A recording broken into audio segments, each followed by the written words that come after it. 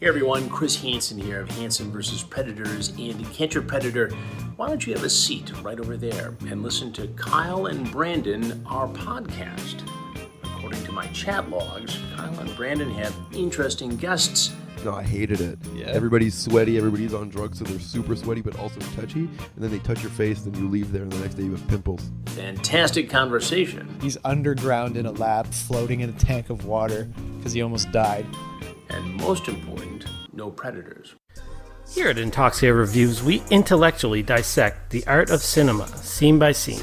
Here's some clips. All he is, it's just a fucking big wooden doll full of cum, chasing kids around. You look up guys who poop in a bag. I think that's where you'll find him. Because he is hurt. It's probably just in your search history anyway, isn't it? This movie fucking blows. So don't forget to subscribe to Intoxicated Reviews on all places you find podcasts. Except Spotify. We're working on it.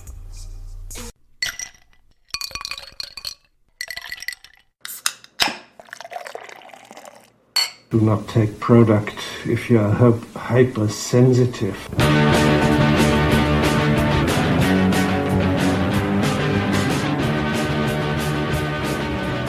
Oh, hey, Internet, and welcome back to the Intoxicated Podcast. I'm your host, Sarah McClellan, and this is a comedy variety talk show that gets personal, where I talk to comedians, creators, and characters about the messiness of life. This week's guest I'm super excited about. Been wanting to do another solo episode with this person for quite some time, and things just aligned perfectly. This week's guest is local comedian and one of my gal pals, Kirsten Finch. This is a balls out intoxicated episode. I'd probably say this is not one for the car ride with your grandma, unless your grandma's really cool. Because it's a lot of girl talk, but like in the best way possible. So don't let that deter you. You gotta check out this episode. It's a really, really good one. This is the first intoxicated episode kind of back in studio after lockdown. And let me tell you, it feels damn good to actually have people here to record. I've noticed the difference already and just how much more comfortable I am with guests in person. So I'm so thankful that here in Nova Scotia, the restrictions have lifted to a point where we can all kind of hang out again while still being safe. But, you know, we're able to hang out. So that's really, really great. And I'm just so excited to be back in the normal swing of things. I'm not going to yammer on for much longer because I want to just get right to this episode. But if you're a fan of the show, you know what to do. But you might be a new one, so I'm going to let you know to follow Intoxicated on social media. That is Intoxicated Podcast on Facebook and Instagram. On Twitter, it is _toxicated. You can follow myself on Instagram. That's at Sarah Mackle. So at Sarah MACL. Give me a follow. I would love that. Do make sure that you are subscribed on whatever podcast app you use so you don't miss an episode. If you dig it, you can leave an Apple Podcast rating or review, which really helps the visibility of the show. And if you have any questions, comments, or feedback, you can send an email to intoxicatedpodcast@gmail.com. And you can email about anything. You can email life questions, anything at all. Like if you email with a question, we will get to it on the podcast. Also, a reminder that I do video episodes. So do make sure that you are subscribed on YouTube. That is youtube.com/intoxicated. Subscribe on there. I love the YouTube channel so much. I'm so proud of it. So do make sure that you give that a subscribe in addition to the audio feed that you are listening to this on. But guys, honestly, that's about it. I'm going to get to this awesome episode with Kirsten Finch. All right. I'm having like a thin eyeball day. They wouldn't give me my old prescription because it was expired, and they can't release expired prescriptions. But it's motherfucking COVID. But because of that, I couldn't get a new one because they weren't doing exams. Costco extended all of theirs. They were like, your prescriptions are good for like 2 years or some what shit. What the fuck? Yeah. So Walmart Vision Center can go fuck itself because they didn't do that. Yeah, And get your fucking eyeball shit at Costco, you know? I fucking love Costco. I got these from Costco. You know what? I got these. I have a like this joke where I'm like, people that shop at Costco, They fucking love Costco. they love talking about Costco. Oh boy. And that joke that I have where I got mad at my husband and he is like, he changes the subject, says, who wants to go to Costco? And I immediately forgive him. 100% true. That's what it is. Yeah. I fucking love Costco so much. People who shop there want you always to know what they got you at can Costco. get that at Costco. Yeah. Did you know that you can get just a bucket of powdered Kraft cheese? You don't even have to get the noodles at Costco, just the powdered cheese in a huge bottle. It will be so good. It was a true story, and also that was an exciting discovery for me. Just a huge box of powdered cheese. The KD powdered cheese? The KD brand powdered cheese. The stuff they get in the little packages. Because I grew up with this thing called McLaren's, which is it's in like where the butter and the cheese is in the grocery store, and it's this red tub of what I can only describe as a more solid version of Cheese Whiz that you spread. And it's salty and amazing. Scrumptious. And that's what I grew up on. Damn, girl. You Yeah. lived a life. We were a real rural Nova Scotia household. Like just rolls and cheese. Oh my god! All the other kids would bring like Lunchables and Dunkaroos, and like they'd have like those like 4 cracker packs with like that have like the Cheese Whiz and the red stick. Yes. Oh, I love those. I know. Those are the best And snack. my being hippie parents sent me to school. They were like, "What about chopped raw purple cabbage for a nice snack?" What? And in kindergarten, I loved it because I had no idea. And I would just sit, and I called them purple worms, and I'd sit there with my little box of purple worms. While everybody else was like, Dunkaroos, this is fun. And I'd be like, I'm eating purple worms. And I put them in my mouth, and while I chewed them, I had to make a figure 8 with my face, like this. Oh, face figure 8. Yeah, and I like to hike my little jogging pants all the way up to my nippies. And I had very poor posture, and I stood with my tummy sticking out.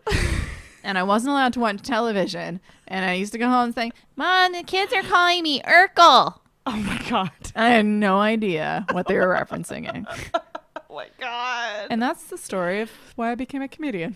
Oh wow. What a way to guys, Just humiliation from day one. wow. Just wow. Well, we're gonna open this episode and get started because I'm so excited because you haven't been on this thing in a while alone anyway. You did the Christmas episode, which wasn't too long ago.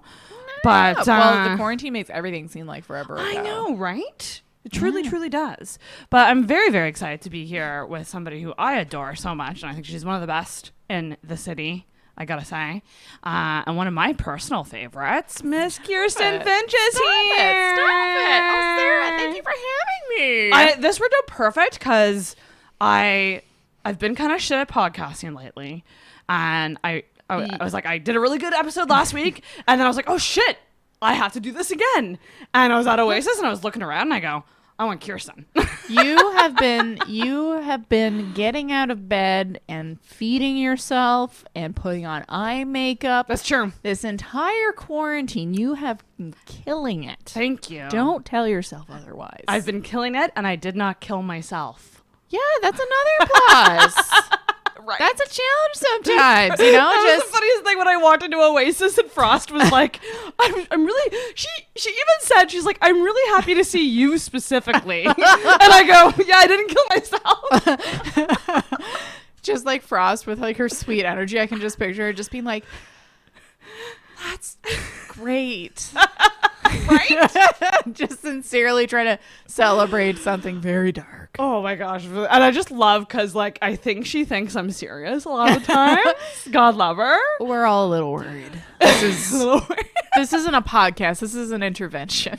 I mean, hey, like listen, like I get it. I'm actually gonna switch these. Just Sarah, quick pause. Oh, that works. Hey girl. I love your hey girl voice. It's excellent. Oh, I've been doing a lot of voices during the quarantine. Have you? Oh, yeah. Voices? What are your voices? I developed this older character called Old Prospector High-Waisted Pants Man. And it all started when we were on a drive during the quarantine, because that's what you do during the quarantine. You go for a drive. And there was this man walking along the road, and he had the highest waisted pants all the way up to his little nipples. And I spoke like that for most of the quarantine. Oh. And it's the only thing that my husband has ever laughed at me doing. Oh my. Everything else has just been horribly traumatizing or just not funny at all to him. I was going to ask. So we haven't, well, actually, let's start. We're drinking. We have drinking? some drinks. We have some drinks. So you brought, well, first of all, Kirsten brought me McDonald's. Because we're classy. Because she's amazing. And also I got my period this morning. She didn't know that when she got the McDonald's, but it worked out. It's funny because I missed 2 pills, and so my body was like, it's time for your period. and then I was like, no. And I caught up on the pills, so I'm hoping that I wake up tomorrow without a period. That's just, I like to play Russian roulette with my ovaries. You know what? It makes me feel good that you're still taking the pill because it means that you have hope for the future. If you didn't have hope, you wouldn't be taking the pill. That's right, baby. Sometimes you gotta have that hope. We're gonna do a shot of Fireball. Shot of Fireball. To start it off. Oh my God, it's been so long. Ding. Oh, that tastes like bad decisions. That tastes like, you don't remember Harper, right? Harper McCormick? Of course I do. So her go-to drink was Coke Zero and Fireball mixed together. That sounds right. Yeah, it actually is quite good. Oh, I don't doubt it. This is it's bad decisions because it's fucking delicious. Right? It's liquid. It's liquid cinnamon hearts. It's one of the only things I can shoot because the burning sensation doesn't make it seem like you just drank alcohol. I know. It's just, Yeah. Is this a health tonic? It's so cinnamony. Ooh, it's cleansing my inside. This must be good for my liver. Is this a liver cleanse? This is probably just as good as drinking a glass of lemon water in the morning. I hear that's really good to do.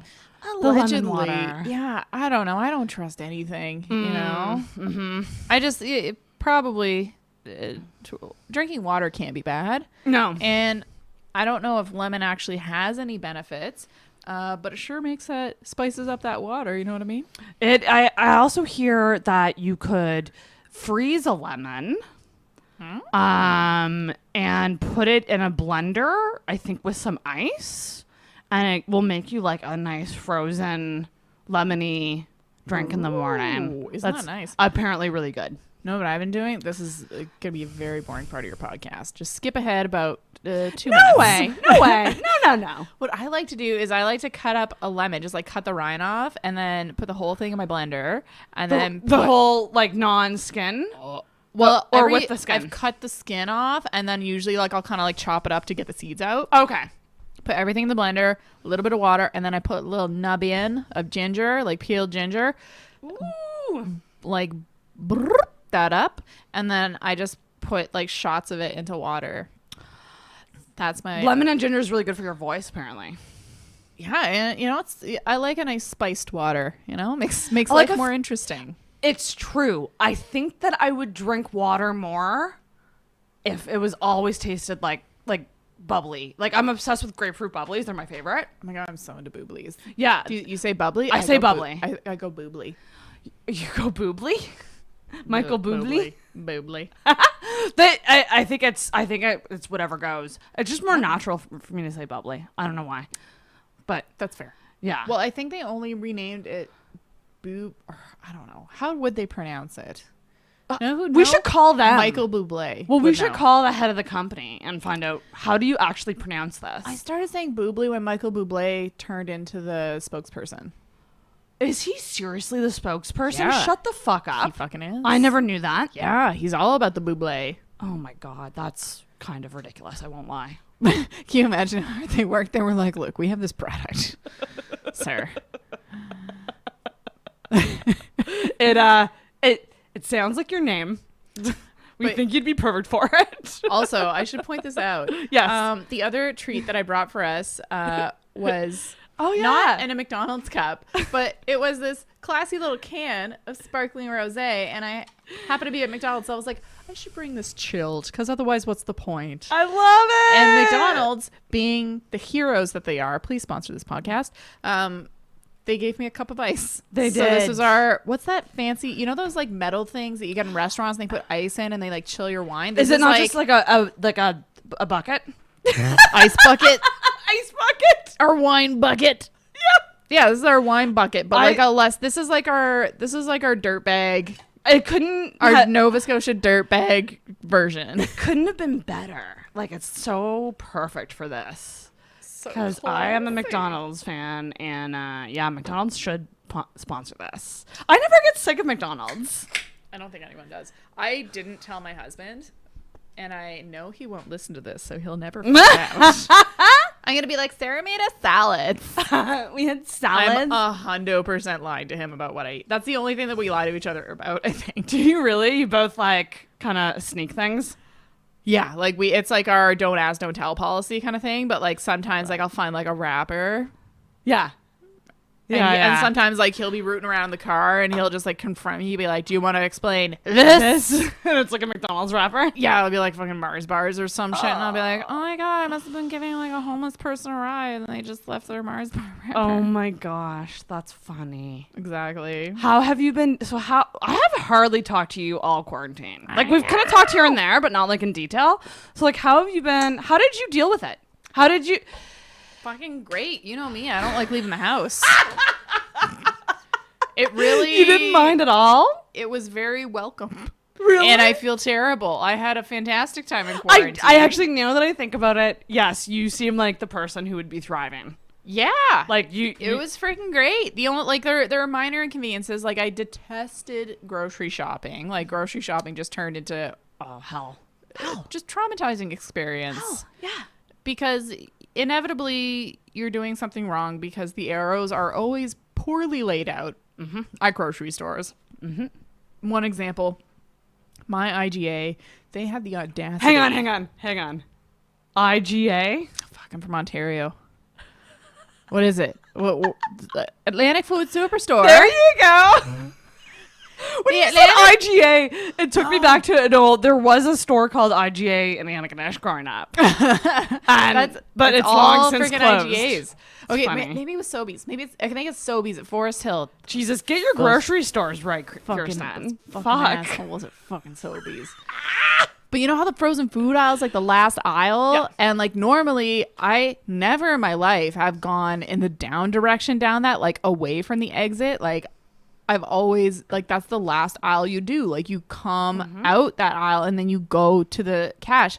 They had the arrows going towards the back of the store in the last frozen food aisle. Yeah. And it's just stuff like that was so difficult for me. I know. But it's just like always having to be hyper vigilant to like these new rules. And then you're also because everybody also has their own kind of set of rules that they've like made up in their head. That's right. That they feel are unspoken, and you're somehow a monster for either not being aware of or actively disagreeing with. And so you inevitably get yelled at by someone. Have you gotten yelled at by anyone? No. Or like did people only in my head. Because like, for example, like if someone's like stood by the clams and they can't decide, should I get minced clams or whole clams, compliments or pastine? I don't like. I'm sorry. Get your life together. Yeah. Okay. Like know your clams. But that's the thing. But then do you get to go around them? Because some people give you the freaking side eye. I go around. I go around too. Some people get mad at you though. They give you a little stink eye. Like, excuse me, I'm picking my clams. But you want to know what? I put myself in their shoes and I go, if I had a moment of indecision in the grocery line, I'm just generally a people pleaser, so I would be the type to just abandon my task and just keep walking, so to not hold the person up. But I wouldn't judge them if they scooted by me, because I would do the same. Personally, I prefer that they scoot around me. I think that's very reasonable. But there was like kind of like that moment in like May where everyone was just like petrified. Yep. I feel like May was like the peak of terror. Like early May was peak April terror. I found really bad too. Yeah, I think Yeah, maybe April was like peak terror. No, did you stock up on anything? I'll tell you what I stocked up on. I was totally unprepared. Like, I was just living my best life. I was going to be working from home. Fucking me and Andrew Vaughn had like plans to like I gave him a webcam. We were going to podcast remotely. Then he went and died. Asshole. Inconsiderate. Like, right? he took a different gig in heaven. Yeah. He didn't even believe in heaven. It speaks to his professionalism. So he took a gig that he doesn't even think existed. Yeah. I like to believe he's up there begrudgingly right now. Being like, fucking piece of shit, we're right. Like, he's just up there watching us all, like, shaking his head at us. That's what I like to think. But, like, all of that I like the idea that he's still up there pissed off at us. Me too! Me too! I want to believe that really bad. But it all happened so quick. Like, that weekend when things started getting serious, I hadn't prepared. And there was, I think, 2 panicky grocery store trips that I took. Yeah, but I didn't like, do I need cream corn? Yeah, I did. And you've never had cream corn before. I did panic grocery shop twice, I think. And then, he died and things took a big dive. But I didn't bomb shelter stock up on anything. Did you? One thing. And I don't know why, but it was instant Jell-O. What the fuck? Why? I don't know. Did you have plans to make desserts with it? Yeah, didn't you see the Jell-O carp I made? I didn't see that. Yeah, I have this like bizarre carp, like a fish Jell-O mold. It's not even for Jell-O. Like, I think it's for like, the fuck? What's those fucking? It's not like for sweet Jell-O. It's for like, those like savory. I can't remember what they're called. Not even pate. It's like this like very 70s thing. It's like oh fuck. Julia, like Amy Adams made a bunch of them. Aspics. Oh my gosh. Okay. Meat Jell-O. Oh my god. It's for meat Jell-O. That's gross. No, and I just like I literally I got every single Jell-O flavor. Again, don't know why. Have never purchased Jell-O in my adult life. I just made it when I was a little kid with my grandmother, and I think maybe in my little lizard brain that was my safety food. I was like, if I have Jell-O, I'll make it through. Maybe you were like going there as a comfort. I think so. As like a self-defense mechanism. I didn't think about it till now, but my husband was just kind of like, do we need 12 packs of Jell-O? And I was like, you go fuck yourself. You're fucking right, we do. Yeah. That He's is like, at funny. least put back the cream corn. We have literally never eaten cream corn. Blah. And I was like, but what is that? Like, those two words together don't work. Cream corn. I don't know. I like it, but I'm an anchovies and pineapple pizza kind of gal. Yes, you are. That's so bizarre and weird. But I don't think I've ever had an anchovy. No, it's dope. Oh man, we should do that for a podcast. Sarah tries anchovies. I think, that would be interesting. What do they taste like? If you could describe them. Just like salty fish. Like, I don't know why everybody's so bent out of shape about them. Tastes like a pussy, What were we talking about last night? About stinky breath, and Kirsten just goes, sometimes my pussy smells. Yeah, that's so much worse than having bad breath. Ooh, that's actually an interesting question. What would you rather have? And so if you couldn't change it, if I couldn't change it, like, is it like is it a permanent thing?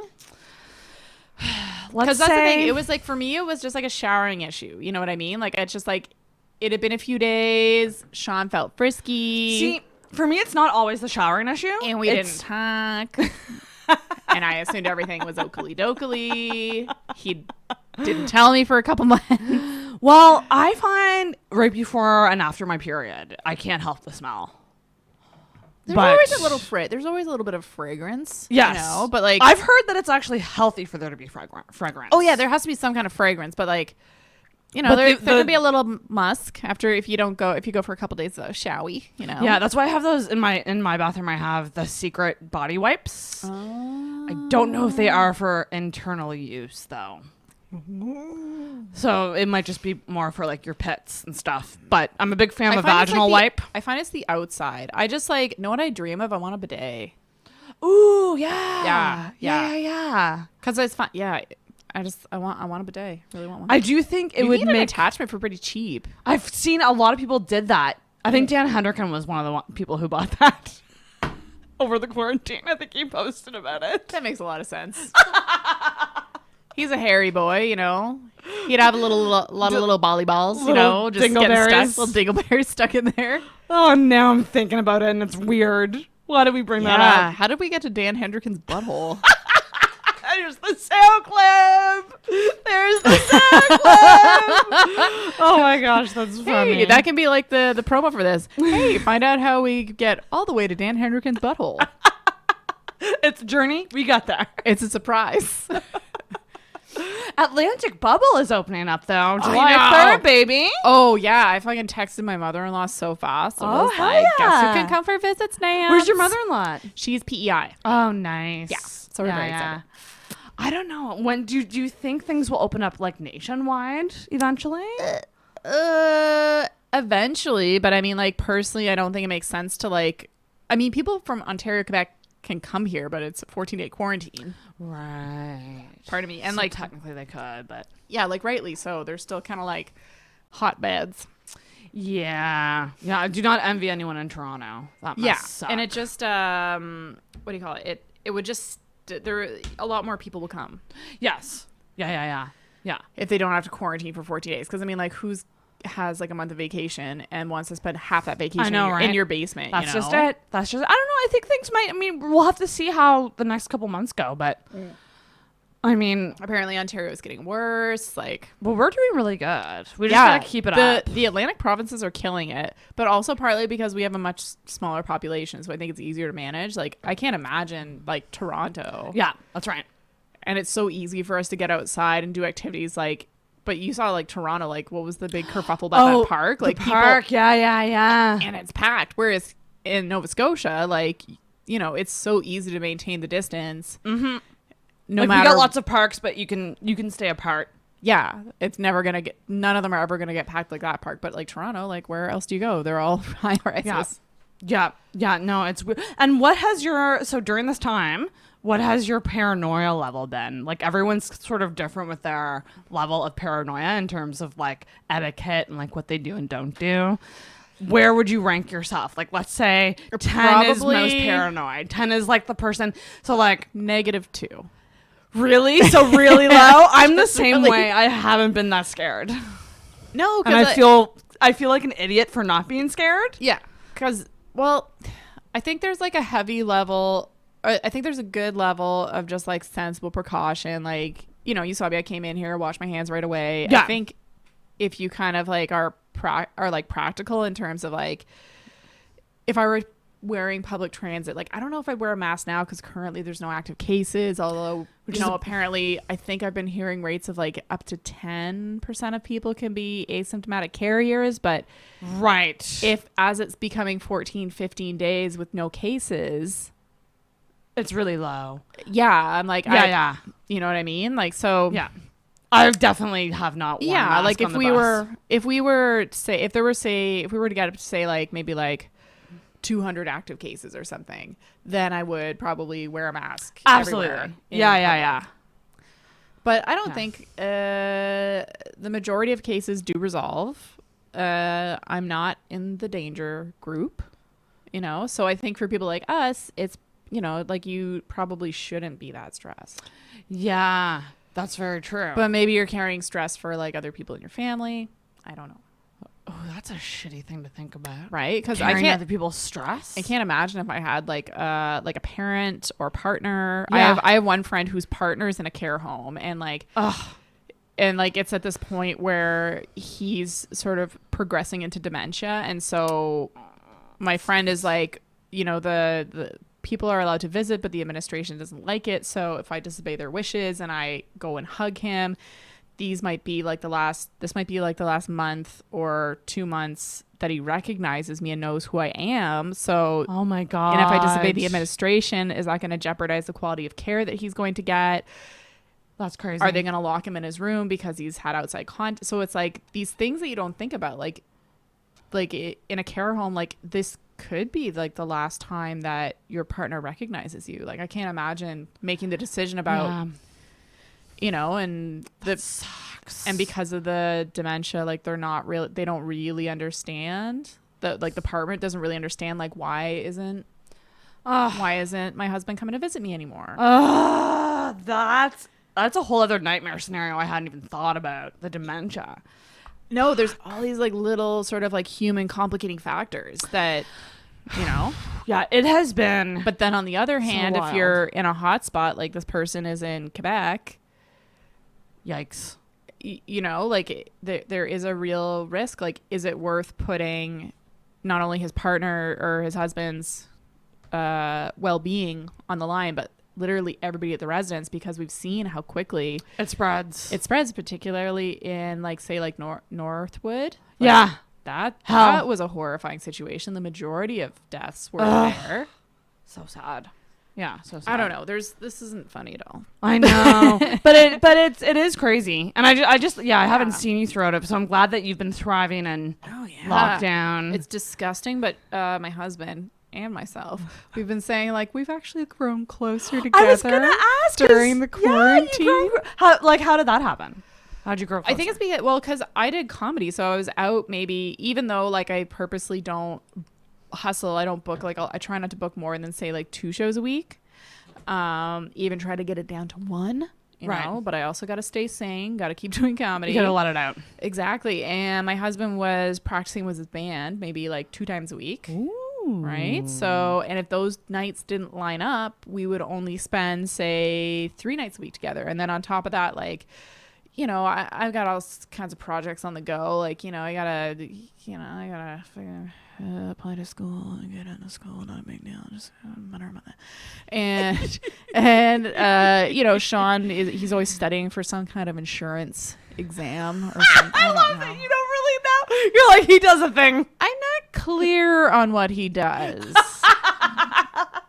It's incredibly uninteresting to me. It's very like no. It's I should say it's interesting, but I don't understand it all. He'll just be like, "Wow, I just really got to submit the reports on the storage limit of the upper dividend of." But if we can do a retrograde of the nuclear, and I'm like, do you ever just doze off while he's talking? I just go like, "Oh, those bastards! How could they? Oh my God, you must have a very, very large penis to deal with all of this. This is." I can't imagine. Yeah, that's wild. I just try to be encouraging. Yeah, I mean, but imagine, but like, you guys are like married and stuff, so it's you know that you like each other. But imagine like new couples living together. Oh, what? Someone just told me, they were like, "Oh, I moved in with my boyfriend for the quarantine," and they were like, "And it is over." Oh shit! Well, moving blessing, out for September. maybe a blessing in disguise though, because you had to learn those lessons somehow. Yeah, you had to learn like. But it was that person wasn't meant for you, kind of thing. It was really nice though. Like we played a lot of Scrabble. We had code names, which is a game I like. Kids go out and get code names. Fantastic. I played that on a date once. Oh, the duo version or the regular version? I guess it must have been the duo one because it was a date, Kirsten. That's usually how it works. I don't know if you're you could be polyamorous.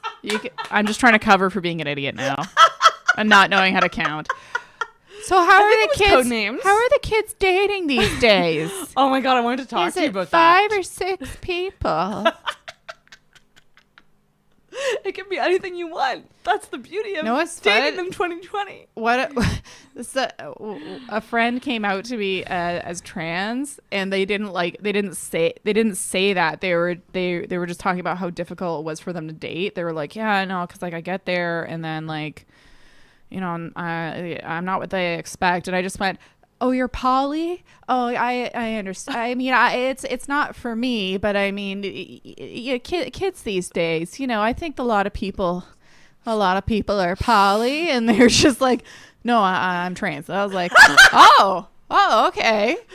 Well, that's good too. That's a whole other set of challenges. Oh my God.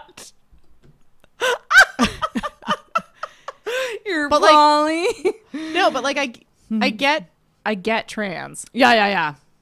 I don't get poly. Bless you if you can manage it. But like I barely have time to keep one one relationship together. This is the stance I always take too. Yeah. I'm like, I just want to know from an organizational standpoint, oh my God, how you deal with that. And what I've learned from talking to a couple poly people, because back when Alva and Adrian did Tongue in Cheek, we did an episode with some of the performers, and some of the performers were also non-monogamous, and they were talking about how like all the little relationships have their own little dynamics. They're not all the same, but it's the love is just spread out amongst everybody. And I go, I just want one. You're like, what do you get 3? It's not fair. That's why I love Andrew's joke about it, about what was it? How did it go? Just allergies, not COVID. His joke was like, people should treat dating like a pie. Like everybody gets a piece and then you can go back for seconds, but everyone should get a piece first. And so like there's all these single people who don't have the piece. Yeah. There's all these other people that like. Know what I get more? So many. Know what I get more than poly? Thruples. Do you get that more? Yeah, that makes more sense to me because it's 3 people who are in like an equal relationship. Is it really I equal think. though? Is it really equal is my question. Probably not, but like I can like, but they're I'm talking about shit I don't even know about, but I think like a throuple, like they'll all have relationships together, whereas poly, like you might have like your main partner that you live with, and then you'll secondary, and then you'll have secondary ones, but your main partner won't necessarily have a relationship with them. That's right. You know what I mean? So like not you necessarily, no. But like a throuple, you just like, you guys are like, hey, you want to go bowling, and then everybody goes bowling. I think a quad would be better. Tennis, because then you can play tennis. You can play tennis, but also no one's left out. That's true. I don't know if you remember, but I had a 5-some in December. And 5 is not an even number. Yeah, and I never got the full deets on that. You did? Should we shut this down? No. I'm down to talk. I mean, I've mentioned it a couple times in the show already, but it was weird because it was 2 couples. See, this was my fault. I should have fucking known going into this. Are you just like in the middle, just like one person's hand on each boob? No, you know what? There was a badass moment where I had two guys on a boob. 1 boob each. That was I gotta say, probably like my favorite sexual moment I've ever had. And really? It was just really cool. Like 2 guys at the same time. Just like, hey guys. But there was moments where it was like, everyone's paired up. What do I do? I'll just touch. Were you just like, I'll just touch a boob. There's a lot. It's not good for an ADD person to be group sex. or maybe it's perfect because you don't want to be too focused on one thing. No. Well, the thing was too, like, there was actually I think one of the couples actually had sex, but everything else was just like fingering and blowjobs and like it was everything but. Really? There was no pee in my like no P and V action. No P and V action for me. I think at one point one of the couples were fucking. It was pretty hot. I gotta say, like, if anything, that experience like has now made me be like, I could handle a threesome. Like I went from 2-somes to 5 very quick. There was no in between. So I'm ready for a threesome now. I think it's an orgy. I think you had an orgy. Any more than 3, it's an orgy. Is it any more than 3? I think so. Is this something we can Google? For sure. I'm gonna Google it because I feel like an orgy is more. Look up Merriam-Webster. What? I feel like that's look it up on Merriam-Webster. You got to go to a reputable dictionary. What's it called? Merriam? Merriam-Webster. MERRIAM Webster. Okay. Let's see. Just look up orgy. Is orgy even in this? Oh, 100%. Orgy. The Romans used to have orgies. But I bet that they don't use an actual number. And sexual encounter. Miriam's pretty precise. It says involving many people, but there's no actual number. Now let's look at the definition of many. Oh my god! I'm just gonna say how many people required. Because I've heard foursome, I guess. For more in the context of tennis, though. Orgy. Oh, would a foursome just be called 2 doubles? is a couple, 3 is a threesome or 3-way. Once there are at least 4 involved, the practices of group. Okay, so maybe it's 4. So I made. You know what? I made it the orgy. Congratulations! If those 2 couples hadn't had found me, They would have just been having a boring old foursome. And hell yeah, you're welcome. I would name you, but I won't. Let's call them Leslie, Tyler, Devin, and Shakira. What a wild experience, though. Wild. I know. I almost did my graduate work with a monkey named Shakira. Side note. A monkey? Yeah. My choices for graduate work, they were like, hey, we'll give you a monkey named Shakira. And I got to meet Shakira, and it was very depressing. Didn't think I could do it. And they were like, or you can advertise on Craigslist to find men who are willing to let you insert an anal probe. I took the anal probe. Jesus Christ. Yeah. Terrible decision. Yeah. Yeah. It's not as well. Maybe it is actually more. I don't know what would be a better party story. Shakira monkey or anal probe? I would say anal probe because people are more into butt play stuff than they are animal testing. Yeah, that's true. I think animal testing is pretty thoroughly not so good.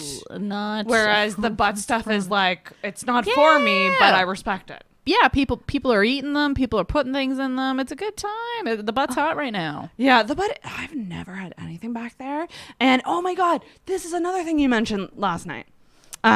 Pubic hair. During this quarantine, because as a single lady who didn't have anyone down there over this time, like I just let it go for the first time ever. Yeah. And for the first time, and I would say probably since like before I even started shaving, I had to trim that shit with scissors. You were like, oh damn. I had to trim it with scissors, and I was like, I am not letting this get this out of hand ever again. Well, I've had a bunch of lasers, so like it never really like. Oh shit! You have LASIK? Yeah, laser. Yeah, because I used to LASIK. My pussy sees so good now. Like even at night, I can just focus in. It's amazing. So you had laser treatment, and it. Yeah, on my legs, on my pitties. So everything just it grows, but it grows like pretty fine, and it's like it's not overwhelming. Yeah, I know exactly. Like it's I not could like never 80s bush. Yeah, no, I could. Oh man, I could never grow a big glorious bush again. And my mom was right. She was like, Kirsten, why are you getting laser treatment? You know, big bushes are gonna come back in a style. She was right. She was right. They are back. Big bushes are hot. They are back, and But my husband likes things tidy. Like he's a very fastidious man himself. The balls are always smooth. He likes a nice smooth ball. He upkeeps himself. Good for him. He's a very tidy man. Like, does he shave it all off? No, he likes a little bit of scrub. He likes a little morning. What is it called? 5 o'clock shadow. Oh my gosh, a little more than a 5 o'clock cock shadow. Smooth balls. 5 o'clock cock shadow. 5 o'clock cock shadow to be a title. I feel like that's title worthy. 5 o'clock cock shadow. That's crazy. And then with the tagline, see how we get from here to Danny Deacon's butthole. That's not too far of a leap. That's really that's maybe like 4 inches from the cock to the butthole. Yes. So yes, we have to leave a little more mystery.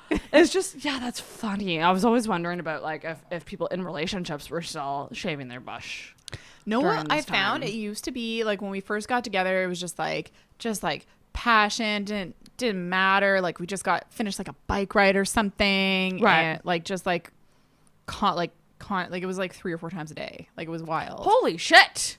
Yeah, that's a lot. Yeah, huh? Yeah, it was bananas, and it was like that for a year. And now, if I look at him for too long, he's like, "Are you ovulating again already?" So there's been a little bit of a drop off. Oh my gosh, that's funny. But you still do it regularly, though. Yeah. I would but now it's like a whole operation. Like we kind of look at each other. We're like, "Are you in? Okay, both of us get in the shower."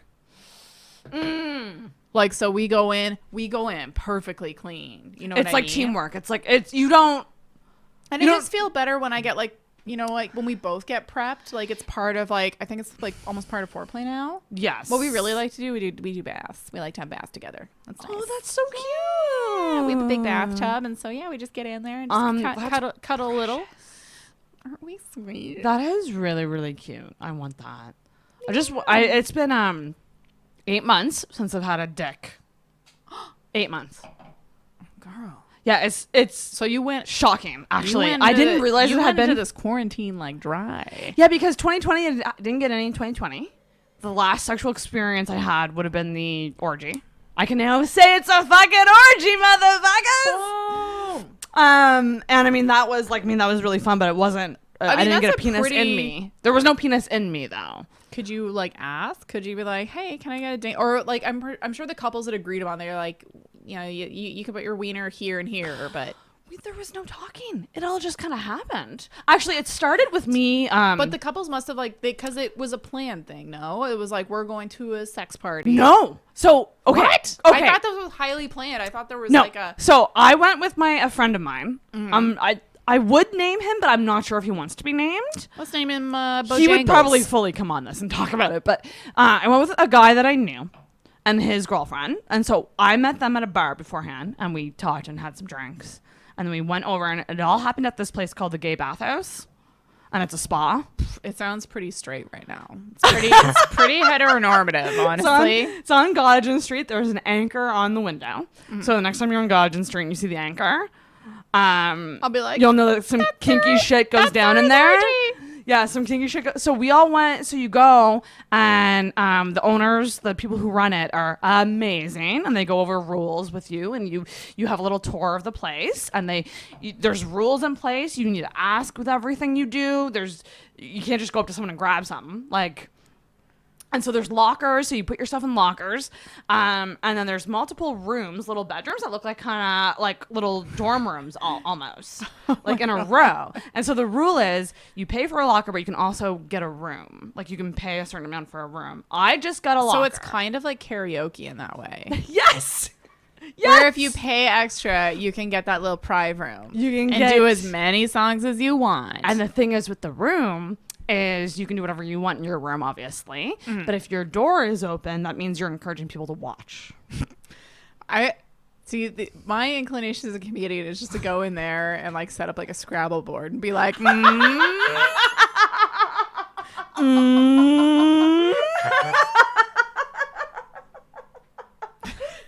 do that though. Like that's the thing. Anything goes. I'll just go in and I'll just be like, you didn't say I couldn't play Scrabble. Oh my god, that's so funny. So there's like rooms, and then there's a hot tub. There's a hot tub. There's a little outdoor area to smoke, and then downstairs. For sure, would not feel comfortable in that hot tub. Downstairs is where the real kinky stuff happens. There you go down, and it's all dark. It's not well lit at all, and there's a glory hole. Yeah, sorry. There's a glory hole. Very exciting. One glory hole. I think it'd be so much more fun if there was just like a row of them. I know it would be, right? And then there was more picturette. That would be like an Instagram. Like you can have like the first cock like really well in focus, and then like the other kind of like one's trailing in the background, but like just like artistically out of focus. My eye through it and take a picture of my awesome eye with my eye makeup. Did you see a dingle like in the glory hole? I didn't see it. I didn't see that. That would be lonely though, because that's why you need the row. You need someone there to talk to while you're waiting for someone to come at your dingle. I know, right? And how do you know, like, do you have to be like open to anything when you put your dingle in the hole? I think that's kind of the assumption. So if you were to do that, and that's the thing, I didn't really get to that point. It'd be interesting. I feel like you should be able to like put like a little sign, just be like, because like you can only touch it, or just like, I want someone with like long nails. You know what I mean? I think that you would have to get consent. This place was so well, like I truly say this, and I mean this. Like I felt so safe there. That's good. It was a really like welcoming, open space. But the other thing that they had was there was a sex swing. Everyone is trying to have sex with you, so I assume it would be welcoming. That's true. Ding ding. There was also a really dark area with a sex swing, like kind of dungeony area. And then there was a blackout room, and the blackout room is just that, total darkness, no light. And I guess if you go in there, anything goes. And you consent to going in. Can you wear shoes in there? That would be a shoes on situation for me. That was another thing. It was really clean. Really clean. So they were ahead of the COVID curve. They're like good to open up. Yes. I would be curious as to when they're going to open up again. But Can you imagine their Facebook posts? Because like my gym has been making Facebook posts, be like, "Hey guys, we're putting in extra cleaning protocols, and we have a booking system now, and we're gonna just do like a dry run for a week and see how it goes, and then adjust." Do you think they have a Facebook post like that? I don't know. It'll probably be a while before these parties come back. I would imagine they might be Dunskies until there's a little vaccine. Because it's definitely more than 10 people. And I mean, there's a lot of bodily fluids that is going busy. on. Did you, outside of the group that you came with, did you see anybody there that you knew? Yeah. So, okay. So this is the thing. So I went with a couple. We met some actually really awesome people there. There was another couple we made friends with. Shout out to you guys. You know who you are if you're listening. You guys are awesome and I love you. And have loved you. What? And then I'm a child. There was one guy that I saw there that actually I have on Instagram, and he is someone that I have matched with on Tinder before, that we like kind of talked and then added each other to Insta, but like nothing ever happened. There was no date or anything. Interesting. But he like has a girlfriend, like is one of those poly people too. And so it was kind of funny because we were just like, fancy seeing you here. Like it was just that typical like. It was just like, oh well, you didn't list this on your interests on the Tinder. I wore like a lace bodysuit and a skirt there. That's so hot. And was it that black skirt that we bought together? No, I can't remember which skirt it was. But it took me a while to actually lose the clothes. Like I felt very much like the new girl at school. Like everyone was kind of looking at me like, who's this girl? Because the other thing about these parties is you have to be vouched for. So you can't just go. So like everybody kind of knows each other. Everyone kind of knows each other. And like if you bring someone new, like it's because you're like, this person isn't a dick. And especially with men. I think they're more open to like new women, but with men, like they have to make sure that the men are like not going to be creeps. Well, yeah, because I mean that would be like a fucking single guy's MO, right? That's just it. I think it's like, isn't it for men like you have to like go in with like a lady or something? Like my friend probably could not have taken another guy, but because it was a woman, he could take me. That's sexist. There was one room. There was one room with a Sybian. So with the which what? A Sybian. Do you know what a Sybian is? Is that a monkey? Is that like a simian? You don't know what the Sybian is? Oh my god! Shut the hell up, Kirsten. I know what a simian is. Jesus. Sybian. It sounds like a symbol. I didn't spell it right, obviously, because I'm like, okay, it is some type of smartphone. Sybian? How the heck do you spell it? There we go. Oh my. So. Oh dear. For the viewers, it is a very elaborate piece of furniture that you sit on, and the whole thing vibrates. Oh, so that's not an attachment, like that comes on. This can come on and off. You can sit. So what they actually didn't have the actual dick on it, but they had it like you can sit on that thing and let it vibrate your entire clit and just be in heaven. Okay. Oh, there it is. Yeah. So there was like a room of naked, beautiful women. And these people are beautiful, by the way. I was shocked actually how attractive the people were. What is the cleaning procedure in between Sybian rides? I didn't notice any. That's okay. That's not my favorite. I'm trying to remember if they were wearing underwear. That's actually my favorite. They might have been wearing underwear. That's my favorite part about being married is like not worrying about it. Jeez. I hadn't thought about that until now. I don't think they cleaned it in between each woman. That's 1,000%. But I will say it turned me on a lot. Like seeing girls. Did you try it? No, they really wanted me to, and I kept getting beckoned in the room, and I was just like. That's no, you gotta play hard to get. And you don't want to be the first girl to be like, "Excuse me, you guys are dirty. Let me just Lysol this."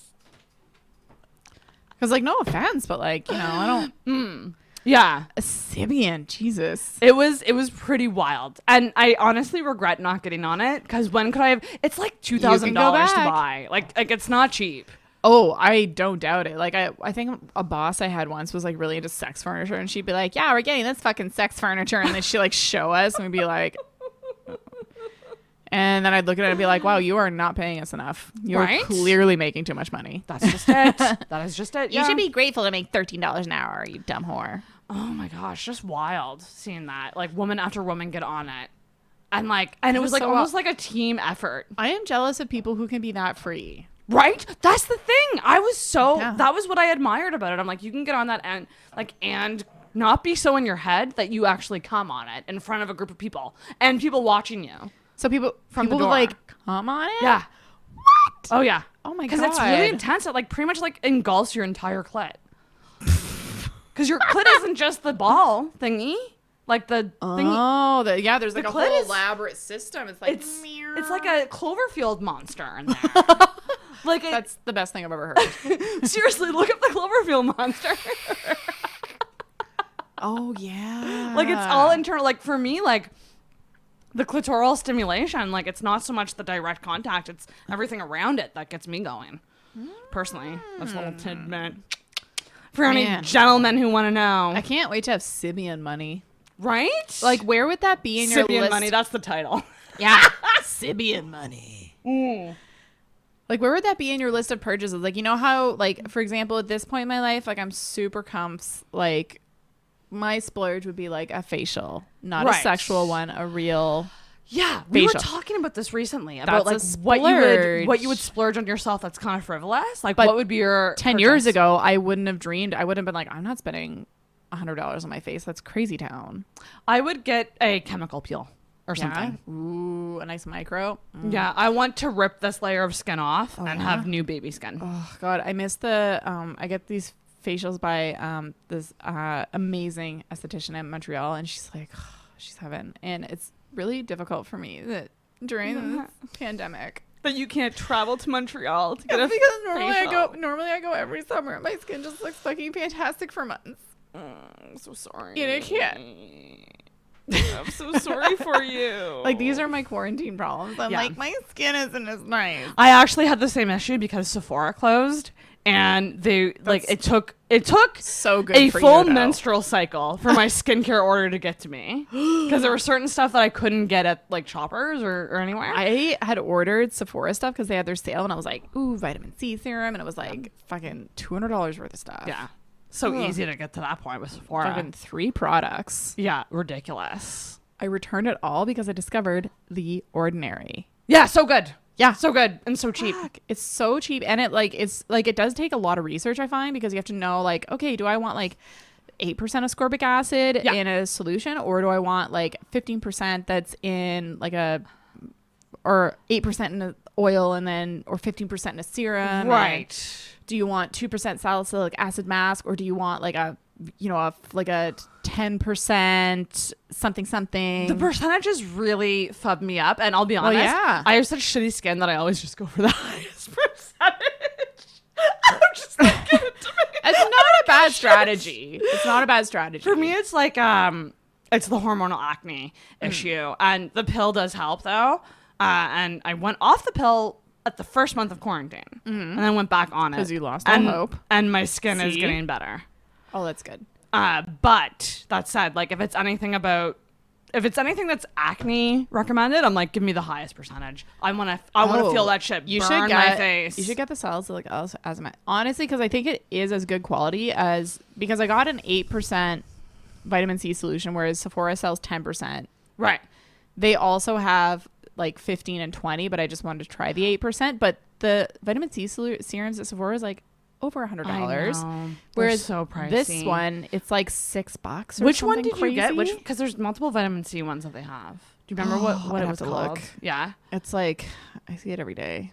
Does Anyway, it's the 8% ascorbic acid one. Okay, 8%. Okay, that's what I it got. is. And then I got a 2% hyaluronic acid, which is supposed to be really hydrating. Mm-hmm. But I don't think that's so much my issue. I think I'm a very moist person in general.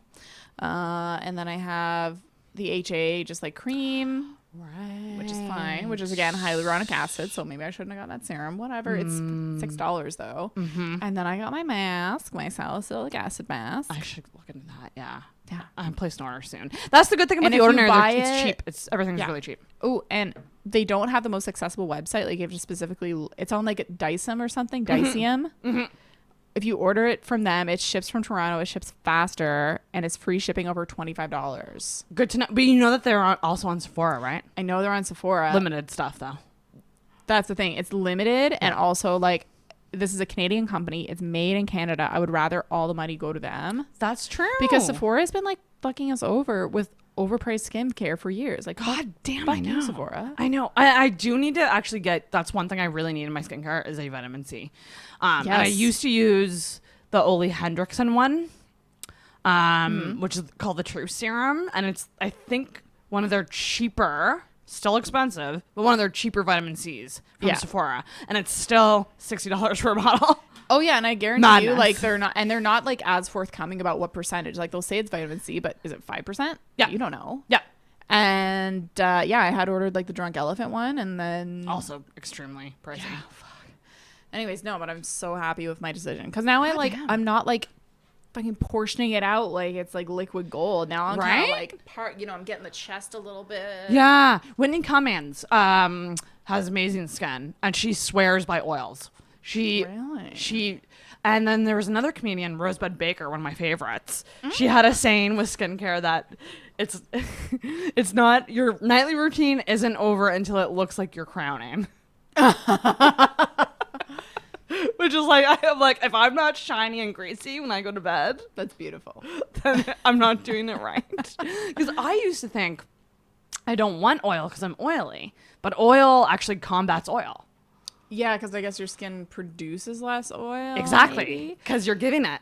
I think you just have to do trial and error. And nobody fucking knows. Nobody fucking knows. I really usually don't do that much before bed. Oh, really? I'll like take off my makeup and kind of like maybe moisturize, but more of it's in the morning. Oh, okay. I do stuff in the morning. That's fair. My nighttime routine, I get excited for it. Like it's I just have no energy at night. Like I can barely. I'm like if I get my teeth brushed, I'm like pretty proud of myself. See, and that's where lifestyle comes into play because for me, I'm usually rushed in the morning because I sleep too late. Yeah. So sometimes I do have to skip my little morning routine. Yeah. Sometimes I go into work a little dry, a little flaky on the face. Little lizard skin. Exactly. Sitch. Oh my gosh, skincare is great. Yeah, I think if I were to splurge on something kind of frivolous, it would be like some sort of like skincare purchase or like a chemical peel. Yeah. Sybian would be low on my list. But like what else would you like I bought a house, which is really expensive. I would love a house, but I think I would want a house more if I had a partner. That's true. No. Yeah, because it 100% doesn't make sense to. Well, Adrienne actually bought a house. Yeah, I actually have a couple girlfriends who've done it. But you can buy smaller houses, and I think those make sense. But it's a lot more upkeep than an apartment. You wouldn't think. You'd be like, what? I just repaint my apartment every 10 years, but there's like always fucking random things you have to do. It seems terrible. It seems like a nightmare to me. Yeah, like it's nice to have a partner to like share not only the cost but like the labor with. You know what I mean? Yes. Like it's like dumb things. Like we have to like restain our deck, and then like the paint we just like we just power wash our fucking front planter and we had to repaint that. It's just boring stuff like that. Yeah. And it's stuff like that I'm like, I just don't care right now about that. And you don't care if it's like outside of your apartment because you're like, I don't care if my landlord has a chipped flower box, but like it's outside my house, I'm like, I care. Yeah, that's true. When I think of my life 10 years from now, let me see, 43. It's reasonable. I could get a house by 43, I think. Yeah. 10 years. Yeah, I don't know. It's weird to think about life things like that because I just don't want to get my hopes up about like having a house, finding love. Those things don't have those things don't have to be in sequence though. If you're willing to come to Dartmouth side, you can def afford a house. Not right now. No, not now.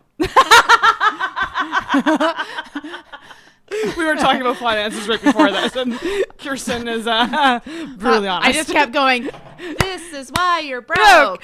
This is why you're broke. So rent a popcorn machine for a live show. Sarah, did you customize your popcorn bags with custom stickers? This is why you're broke. I don't sugarcoat it. I love it so much. You're so right. No, you did it up. It was your first one, and it was worth it. In my defense, I did not know a pandemic was coming. I thought I was going to have stable work. That is true. We cannot predict these things. And, this pandemic has fucked me, and not in the way that I want to be fucked right now. So not like a nice Sybian fuck. Oh, my God. Oh, but my point was that I bought a house. I have house money, which is obviously costs much more than a Sybian. Because you said $2,000. I think so. I don't feel like I have Sybian money, despite, you know what I mean? Yeah, no. I don't have $2,000 of amount that I can, you know what I mean? This is what Oh my god, that is so ridiculous. How much are you? Oh god. I love that you can buy this on Amazon. I have a Currently unavailable. Of course it is. Well, can't it just say how much it is? Can't we know? Oh, that's one of the other things that was sold out because of the pandemic. Yeah, people buying Sybians, yo. People are like, I gotta stay at home. It's insane. Kayaks and Sybians. That's Also, what the fucking sold out. Okay, yeah. 1,300, 1,200. Oh, it's a maybe I do have Sybian money. Maybe I do. It isn't out of the realm of like something that you could save up for. No, for sure. I don't know. I just feel like there's other things that I should get. Like yeah, like I want to get a window replaced in my home. You know, you want to get a what? A window replaced. You know, I know a Sybian's more exciting, but is it a fancy window? No, not even. No, it's just, you know, you got to get labor in there. I don't know how much it's going to cost. You know, I got to prioritize. What's wrong with the current window? Well, the seal broke, so there's condensation. And, you know, we were thinking about getting the fog out, but apparently that's a waste of money. And so we got to, you know, and people aren't doing quotes. Is it drafty? Not even. It's just unsightly. Oh my gosh. Those are my preoccupations. That is the funniest thing I've deal ever with heard of. I'm thinking about getting a window replacement. I mean, I would get this elaborate sex toy, but I mean, the window just really takes priority. The other thing that exists that me and Adrian love a lot. If Adrian loves it, I know it's got to be good. Louisiana. But know what I couldn't get over? I couldn't, like, because you know when you bring people on tours of your home, like, I like couldn't just be like, and we're mysteriously skipping this room. Oh my! This is something that you lay back on, and I assume that moves fucks backwards you. and forward. Well, yeah, this is. I think I would get this more than the Sybian. I feel like all single person homes should come with that. That should just be like a feature. Like if you're buying like a 1-bedroom house, they should just be like, and this is the Louisiana Lounger, right? Yeah, that it's is pretty so intense. specific. I feel like me and Adrian could go splits on this and share custody. Just like have different like attachments or whatever. Yes, like you're the big one, I'm the little one. You get this weekend, I get next weekend. Share a shared custody agreement for you, Louisiana Lounger. I think she'd be pretty chill about it. How much is that? I just like knowing. Know what?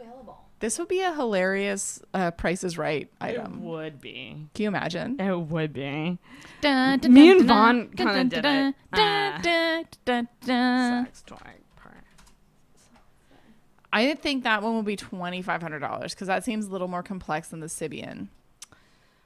Let's see if it exists. And how did you figure out the name of the Sybian? Did you like pop your head in that room and be like, "Excuse me, ladies, what is that fun little toy?" I just knew it because I think Howard Stern used to have a Sybian that he would make people sit on. So I knew the name. I had Sirius XM for the past like 6 months. I do love some Howard Stern. Yeah, I can't find the price of this, but I think I want to say it's in the $500 range. How is it less than the Sybian? Because it seems like it would have to it would be bigger because you have to lie down on it. You can't just kind of like. How much is 179 pounds? Oh my god, that's like maybe $300. That's like maybe $300. Pounds to Canadian.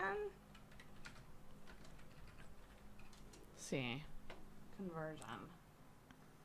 Okay, so you just put 300 in there. I put 179 there. Or yeah.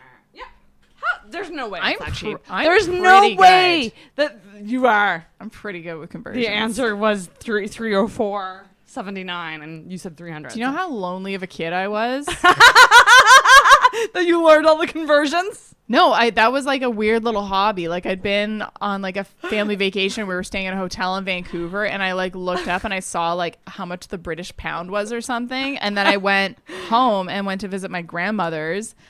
Or my grandmother and my great aunt, I guess, like her sister was visiting from England. They were like, "Ew, how much is the British pound at? Ew, ew." And I was like 8, and I was like, "Well, actually, it's currently at $2.75 Canadian."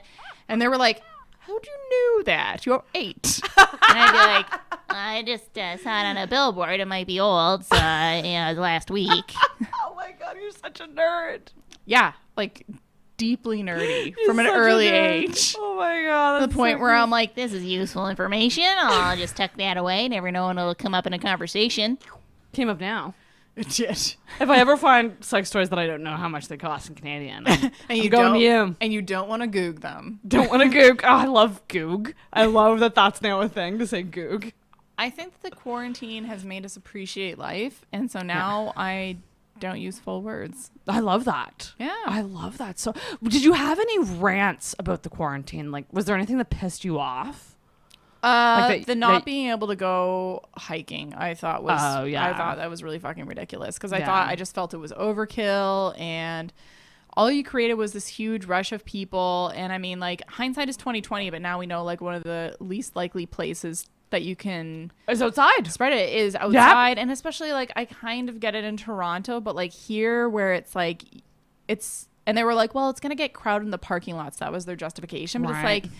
People are in the parking lots for like 30 seconds. And also, what are the chances that two people are going to be getting in the car at the exact same time on the same side? It's so true. And at the same time, I had to be going into work with 60 people for the government. Like, that's why I was like, and I can't go fucking hiking. Dial it down, guys. And for people who live alone and live alone in apartments, like going out for a walk is like, I would say, crucial for your mental health is what I will say. There were some dark days here that I did not see the outside. Oh my god. And it's not good for your mental health. So you gotta go for walks. I thought that I get closing playground equipment because that's high touch, but like hiking, like you're not touching anything. It's so easy to keep distance. Point Pleasant is like really wide too. Like you can really spread out there. Yeah. And walk. It's great. I don't know. That's the one thing that I was like, really? Is that? But at least like it was opened up for like when it got kind of like when the trail got more usable, but still I was kind of like, why? I know,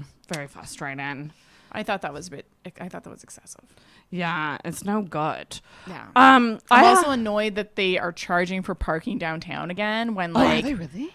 Yeah, because like as an essential worker, I had to go into work every day, and my normal commute, like I couldn't like, you know, because like on good days, like my bus comes once every half hour, and with the quarantine, like who the fuck knows? The buses suck now. Yeah, they're like, no good. But like legit, like suck so hard. So I couldn't do that. Normally, my husband has a parking space, and that his work pays for, and we commute in together. He drops me off. Right. He was working entirely from home, so his work stopped paying for the parking space. Oh, so shit. When they said parking is free, I was like, poof, because I just took the car in. I parked right down the street. It was heaven. Yeah.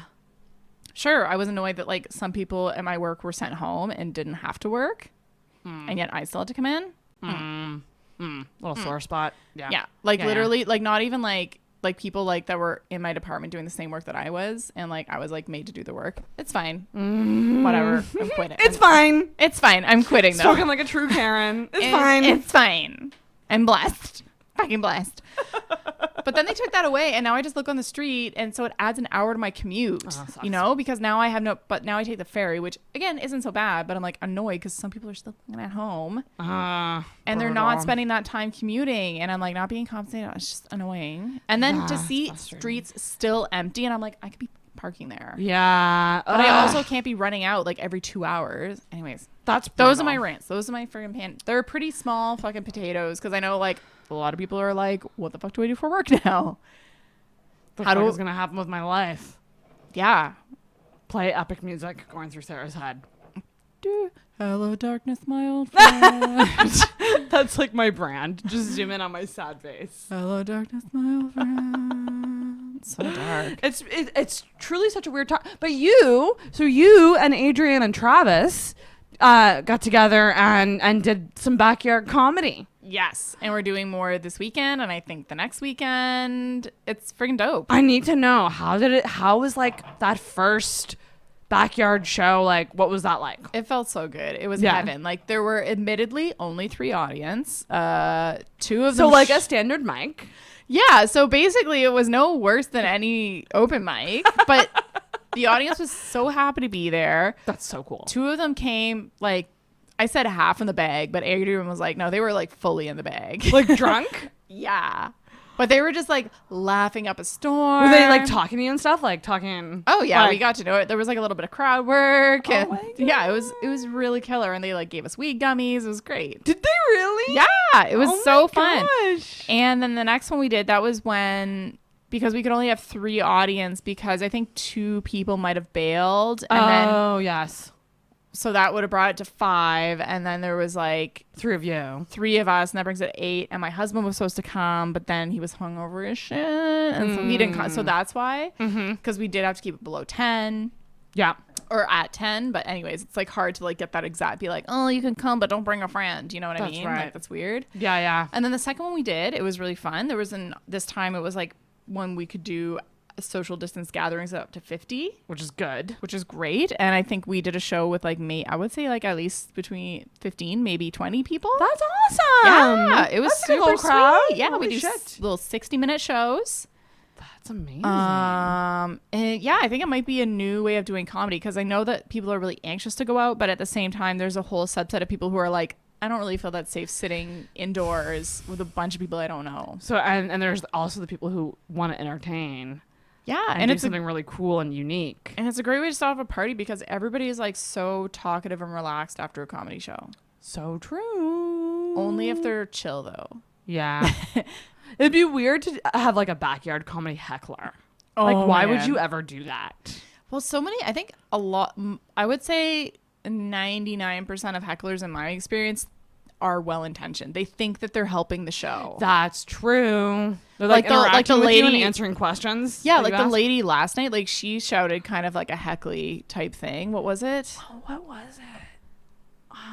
And it was like really kind of like almost like hacky, or I can't remember what it was, but it was like it was a groaner, and you're just like, ah. But she thought she was helping the show. It was well intentioned. It wasn't like mean or and like people don't realize, like they think that they don't realize that we've been practicing these jokes for like 10 years. You know, no, they think that like this is just off the top of our heads, and you know it's fine to interject, and like you're not breaking up our rhythm or our pacing or making us forget what we were going to say next. Blah, blah, yeah, blah. that's so true. Yeah, it's always interesting to me how comedians deal with hecklers. Like I feel like it shows how good you are and how you deal with hecklers. It's also so fucking hard as a woman. It's so different because because guys can go a lot meaner. Yes, they can. But if you're too mean as a woman, then you lose the crowd because they're like, she's a bitch. That is and so I've had that happen before. You know, and there's just like, and there's, I don't know, there's just like such double, like the last show that I did before quarantine, I don't know if I mentioned, but I bombed so hard, like to the point where someone booed me. Like I've never been booed. What the heck? Yeah, it was fucked up because like another Halifax comic, very funny. Like, and I've been doing fine the other shows. Like you've seen me, I'm not bad. No, not at all. You're one of my favorites. Thank you. Anyways, it was just stone cold silence, and and I was the only woman on the show. Oh God. But I've been the only one on shows other times, but like it was like Christmas parties, and so when it's like people of a similar mentality, if you're like Bill Burr says it, he's like, you got to go right down the fucking middle of what those people want, you know what I mean? Like you're kind of watching other people and you're like, okay, they like material about bread, do not talk about dogs, you know? Right. Anyways, the comedian before he went up did an abortion joke, and it was fine. I go up, do my abortion. A male? Yeah, a male. That's fine. He can joke about abortion, but a lady gets up there. Whoa, too real. Uh-oh.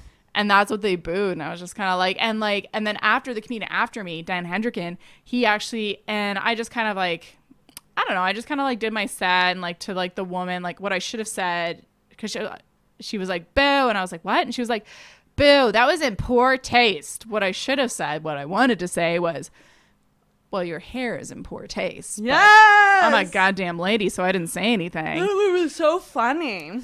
But that's the thing. It could have turned the crowd on me. So I made this split-second decision. I was like, look, I just kind of made it funny. Like, this is art. You might not like my art. But it's still art. But happening right now. now. If you don't like it, you can go do a little lap outside. Mm-hmm. See if you like the next art. And they like fucking loved Dan. And Dan was like really laid into her. Did he really? Yeah, and like the crowd fucking loved it. But I don't think I would have gotten the same reaction. No, that is so I think he even said he's like, you were a bitch or something, like just straight up. But yeah, women can be less mean than men. And also there's a different standard of what we're not all crowds, but some crowds. Hashtag not all crowds. Not all crowds. I think it's interesting now that you said that, because I'm like, I don't know if I've actually really ever seen a female comic really talk back to a heckler, other than maybe just kind of acknowledging it really quick and then moving on, you know? Like sometimes, but it is a hard line because I've seen it and I've experienced it. If you're too mean, you fucking lose them and they hate you and you're a bitch. Wow, that is frustrating. Because it comes back to the whole thing. Like, women are bossy, men are assertive. Such a stupid double standard. It is. So dumb. And also to the fact that we are very, I thought about this as well. Something I've noticed, especially I think with things like creative things, women are way less likely to give another woman like brutally honest feedback. Women are way less likely to give another woman. Like, if you see guys talk and give feedback to each other, they're very straightforward with it. And I feel like women are less straightforward with each other. I feel like guys do have more of a camaraderie in comedy. Like, for example, not to shit on guys, because I hate that. Let's do it, though, because I like that. I like hate, like, because I kind of hate what's going on in comedy right now, because all these women are like, oh yes, and not to invalidate their experiences. I know that there have been a lot of women that have quit the business because they've had like toxic experiences. Yeah. They've been sexually harassed. They've been assaulted. It's fucking horrifying. I've never experienced anything remotely like that. Right. # blessed. Maybe I'm not as pretty. Yeah. I don't know. Yeah. Maybe it's because I went in and married. Maybe it's because I went in a little older. Who the fuck knows? Who knows? Where was I going with this? Males in comedy.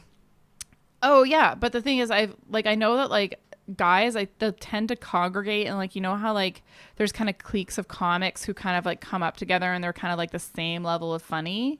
Yes. And they'll kind of pick their favorites. I find that they'll like laugh like hysterically at each other when they're on stage, but then like I've never had like guys do that for me. Interesting. But maybe I'm not that funny. Who the fuck knows? What about, do you feel like there's a strong bond amongst female comics? That's the thing. I do not feel like there's that strong a bond, because I feel like we're kind of like innately wired to be competitive. Like, I was on a show once and it was like this New Year's show, and it was called the Young Guns of Comedy, and there were 7 of us, and there were 2 women that year. It was me and another woman, and a very well-meaning person came up and after the show, and they were like, I liked you a lot better than the other woman. And I was like, what the fuck? I was like, why are you specifically comparing me to the woman? Why couldn't you just said I liked you better than other people? Yeah, or just like, or you were one of my favorites, or you killed it. But like, and this person was so well-meaning. They're, to my knowledge, like, you know, feminist equality, you know, women can do whatever. But I think it's hardwired into us to be competitive with other women. And so like, I'll see like bros, and I just like, I know that I get the sense that like guys will not watch my set, or maybe they don't relate to it, or they don't find it funny. But then I've had male audience members come up to me and be like, that was fucking killer. And they're not just trying to sleep with me because I'm talking about my husband or something. That's right. Or they could even just be there with their wife or their girlfriend. Yeah. And really enjoy it. It seems like almost a performance laugh in some cases. And then like some comics will just like be like, like literally screaming. Yeah. It's something that like, that is interesting. Doesn't seem to deserve that, and it's almost like a performative like brotherhood that they're engaging in. If that makes sense. A performative. I actually. But I'm on stage, so maybe I'm not hearing them laugh really hard at me. I don't know. Yeah, maybe. That is. It's like the whole old stories of just like, you know, is a woman really telling jokes on stage if all the men are outside smoking? Oh, wow. All the male comics. That hurts. But when I first started comedy 7 years ago, like they would be like, the second they indicated that I was a lady, like that's when people would be like, I'm getting out my fucking phone, or like, time for a bathroom break, to the point where like they don't even let you get one word out. Oh, for fuck's before they're sakes. like, fuck this lady. Well, and also too, it's better now. Women probably consistently get you're pretty funny for a woman. I which have is terrible. Routinely gotten like, I don't really find women funny, but you were really funny. I get that from women, from other women. Guys have enough sense not to say that. Other women are like, this is a good thing to say. Yeah, that's insane. Like, I've had male friends say things like that. Like, I just don't really relate to women's comedy. Nikki Glazer had an interesting response to this. Yeah. Because someone shared a graphic that was, I think it was like number of minutes in stand-up specials compared to number of sexual jokes. And it was comparing women comics with male and in comedy specials specifically. And Nikki Glazer had this awesome reaction to it on her Instagram stories, being like, I don't know, like maybe it's because sex is just more important to us because we get raped all the time, and if you fuck us, we could end up with a life inside of us. So maybe we're just wired to think about it more. Like she had this it was a really good response. Like that is 100% true. Sex, I'm sorry, more guys, important to us because it affects us more. It does. So no shit, we're going to talk about it more in comedy. We spend more time figuring about like the right amount of sex to have, if we are having sex, how not to fucking get knocked up. If we are trying to fucking get knocked up, then how to do that. Mm-hmm. It's how to reject guys when they're coming on too strong, so that we don't fucking get raped or assaulted. Yeah. Like it's just part of how we are wired to go about the world. And what's like what is the goddamn difference if you're laughing at it? Like, what does it matter what subject you're talking about? Get off your goddamn high horse. I hate it so much. It was a really funny reaction. Like, one person said to a friend of mine, I'll tell you names after. They were like, you got to use the ukulele. You gotta lose it, you know. There's so many girls with fucking cute, funny ukulele song. Lose it. And my friend was like, "Oh gosh, should I get rid of the ukulele?" And I said, "Fucking don't listen to that idiot. What does he think that he's got like a fresh fucking angle on white guys with strong political opinions?" Yeah, that's madness. Fuck off. Yeah, dear God. Ugh, it doesn't seem It's something that I didn't wish we had to talk. Like, I like that we're talking about this. Yeah. Because it's an issue. Yeah. And it's also still very gendered. Like, as a woman. So gendered. As a woman, you do get judged. Like, you were told, Sarah, don't fucking talk about sex. Yeah. What does every fucking newbie talk about? Newbie male. They have guaranteed a masturbation joke in their first set. Like, I can almost it goes back again to also the intimidation factor, because yeah, women who talk about sex openly are constantly being told that you're intimidating. Like, that's intimidating. Don't talk about that. And I mean, and you're gonna make people uncomfortable if you talk about that. A lot of my jokes are still about sex because it's very funny and relatable. Yes, if it's relatable, and I you know what I will say is I do agree with the if you do sex jokes, make them funny for both sexes. Like, make them funny. Yeah. Try to make them funny so that a guy could laugh and a woman could laugh. But then there's carving out niches. So, for example, like really great comics in Halifax. Shout out to Lindsay Dauphiné and Adam Myatt. Like, they have carved out an excellent fucking niche doing LGBTQ shows. Mm-hmm. Not like they have everybody on, but they market it and target it, and I think they prioritize LGBTQ performers, which is good because it brings out that audience, right? And I kind of don't like, if you want to be a working comic in Canada, yes, you have to be able to kill in front of, you know, a crowd of like 60 fishermen in Gatineau, Quebec, and you also have to be able to kill in front of a Yuck Yucks audience, and you have to be able to kill in front of an indie crowd. You know what I mean? Like, you have to be diverse. But if you're, especially with the advent of like the internet, like I don't know. I think there's something to be said for like carving out a niche. So if sex stuff is your jam, like Elijah Schlesinger, her name is so hard. I know. Elijah Schlesinger. Schlesinger. I had to practice it a bunch because I saw her when she was here. Oh damn. And I was like, I still don't know how to pronounce her last name. And I had someone like help talk me through her. You're like name. Schlas. Yeah. Ling. Or it's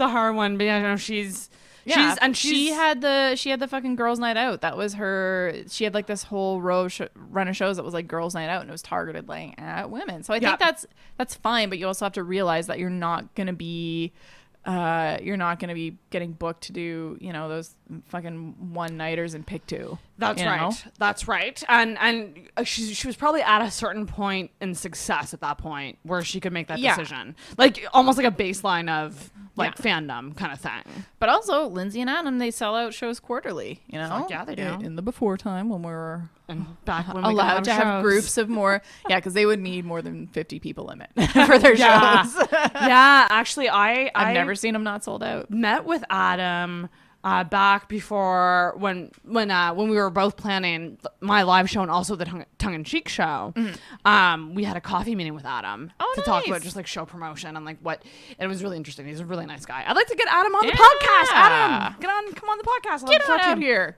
Get on here, Tiger. Yeah, he's a really nice guy, and I'd love to go to one of those shows if they come back soon. Oh, they're for sure gonna have them back. I also want to go to Hell's Basement really bad.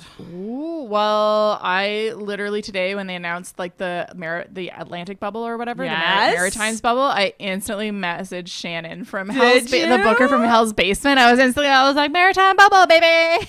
Let's do this. So shit. yeah, okay. You can come on the road trip because I think Shannon will for sure. Hopefully, when was the last time I was there? I can't remember.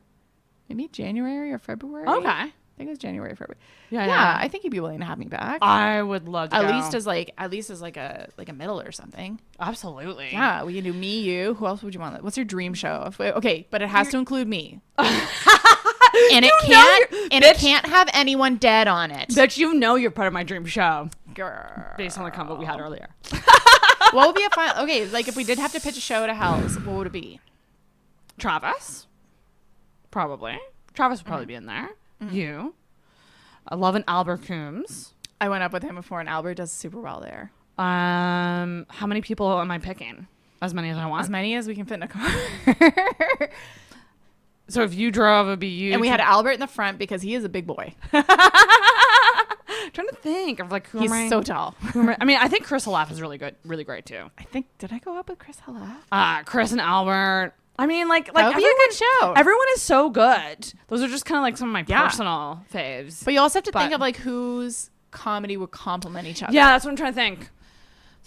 I mean, I actually think you and Adrian would go good together. We have gone well together, so it could be like. And I love Adrian Gabriel's comedy a lot. Oh, we could do maybe I could pitch like a ladies show to him. Oh my god, that'd be amazing. Because I think ladies shows do really well there. Yeah, absolutely. You, Adrian, maybe Alva. Would Alva come up? Yeah, I can't see why not. I love how we're just like talking. We could do like a tongue-in-cheek tour. That's right. Delete previous version of Windows. I don't know. Get it? I said verge because Do I I don't have want? a lot of time. Yeah, let's delete that. Sure. It's always nerve-wracking to press delete on something. Oh my god, yes. You're like, and oh, also shit. like figure out a thing. Oh my god, I just thought of another dream person having a lineup. Steve Mackey. Oh god, I live for his. If you don't follow Steve Mackey on Facebook, get on it. I live for his updates. I literally like every single one of his comments or his updates because I want them all to pop up on my feed. So I want that algorithm to give me more Steve Mackey. I'm very involved in the Old Bob saga, and I'm very upset there's not going to be more Old Bob updates. I was personally involved with that too, and I felt so sad when I saw that. Was it COVID? Is that what? I don't know. Is that what got Old Bob? I hope not. I want to know Old Bob's entire story. Like he was living in China with his wife, but for a while he was working here. Like how did he get here? Work visas are so hard to get. Did he have a permanent residence? Like what was his deal? I'm still hankering for a Steve Mackey podcast. And he proposed it? Did he shoot you down? I think if I gave him some free alcohol, I think I could get Steve Mackey on this show. Just wait till he's been out of work for a little bit. I feel like just be like, I'll give you a shawarma and alcohol. The best way to do a Steve Mackey episode is probably have one or two other people here watching too, and offer free alcohol. Can I be one of the watchers? 100%. I actually want to encourage that going. I'm not that tight with him. Who's really tight with Steve Mackey? Adrian played tennis with him recently. Gabriel? Yeah. What? I know. I shipped it. Adrian is so many layers of complicated. Every time you think you know her, you peel back another delicious layer of you did what? I love her to death. She's also seen somebody right now, which is kind of juicy. Oh, I've met him. You met him? Did you set her up? Were you the first to set her up? No. Okay. Oh, I wish. He's got a motorcycle. I know. He seems like an awesome dad. Yeah. He's incredibly considerate. And he's a silver fox. That's what she said too. I'm very excited for her. He's very handsome. He's very handsome. I have a question for you. So I've been dating a bit. Because my matchmaker friend Geneva has been sending me on dates because I am a quality woman and I show guys a really good time on dates. I went on one date with someone she matched me with and I got a glowing review. Glowing review. What does that mean though? Like it was just fun. Like it was a good time. Like but there wasn't a spark or something. I didn't feel a spark. I don't know if he. But like I just kind of put it out to her. I was like I felt like I led the conversation a bit. Yeah. So I was like, I don't know if there's anything here. So it's getting feedback about like, okay, like you're a little too like you come on a little strong on the date or something. So I told her what I thought, and then she took that feedback and gave it to him. Mm-hmm. It all went through her. Actually, like she has rules and everything. So you go on a date, you don't exchange numbers, you don't do last names, and you don't do first kisses on the date. What? 3 rules. Yeah. What happens if you break a rule? Is it just kind of like meant to be? I feel like it would be kind of naughty. Because that's in a hot way. Well, yeah, because like that's kind of what happened with Sean and I. Like we 100% were not supposed to be together, but it was just like instant sparks. Well, that's right. That's just we didn't have a choice in getting together. Like it just happened. I find it hard. I used this quote the other day and it has stuck with me since. I don't feel sparks for someone until they're like exploding in my face. Like I feel like it takes a lot for me to feel a spark. Oh, with Sean it was like but maybe I just haven't met the right person. I don't know, maybe I just haven't met the right person yet. I do think I fall in love a little easily, but with Sean it was just like it was like sign after sign. We just like we kind of had a beautiful summer together. We did have a little bit of an affair because he was sort of with that's right. Money. But right. Like they were in another province. Not that that's an excuse, but I'm just talking about like logistics wise. And we're like, okay, this was like a fling. Like this was like my kind of like I'm never doing this again. Right. And then we had the talk about like, okay, we're just gonna be friends because we get along so well. We think the other person's so great. And then we go to La Ronde, which is like the the like carnival thingy. Yeah, it's like a it's like a amusement park theme park in Montreal. Right. I'm like losing all my English words. I'm like, how do you say that? We are having strokes. Exactly. It is actually quite warm in this apartment too. So.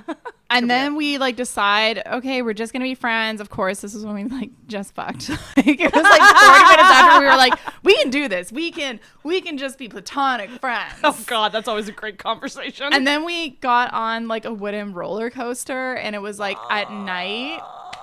And then we were on this little rickety wooden roller coaster, and then literally as we get to the top of the roller coaster, stop it, perfectly clear night, beautiful stars. Literal fireworks start going off. I feel like you told me this story before and it still shocks me. That is just what? How does that exist? Yeah, and both of us like later we talked about we were like that moment we were like, come on. Did you make out?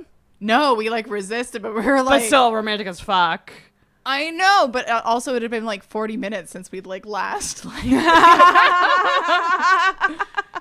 like it was bad. Like we would go, like we actually went to La Ronde like during the day, and then like we had to leave because we had to do it. Yeah, like we couldn't go that. You can't deny that type of chemistry. That is undeniable chemistry. It was like insane, undeniable. And when I met him, I was like, because the guy I was seeing at the time, the homeless man, he was in British.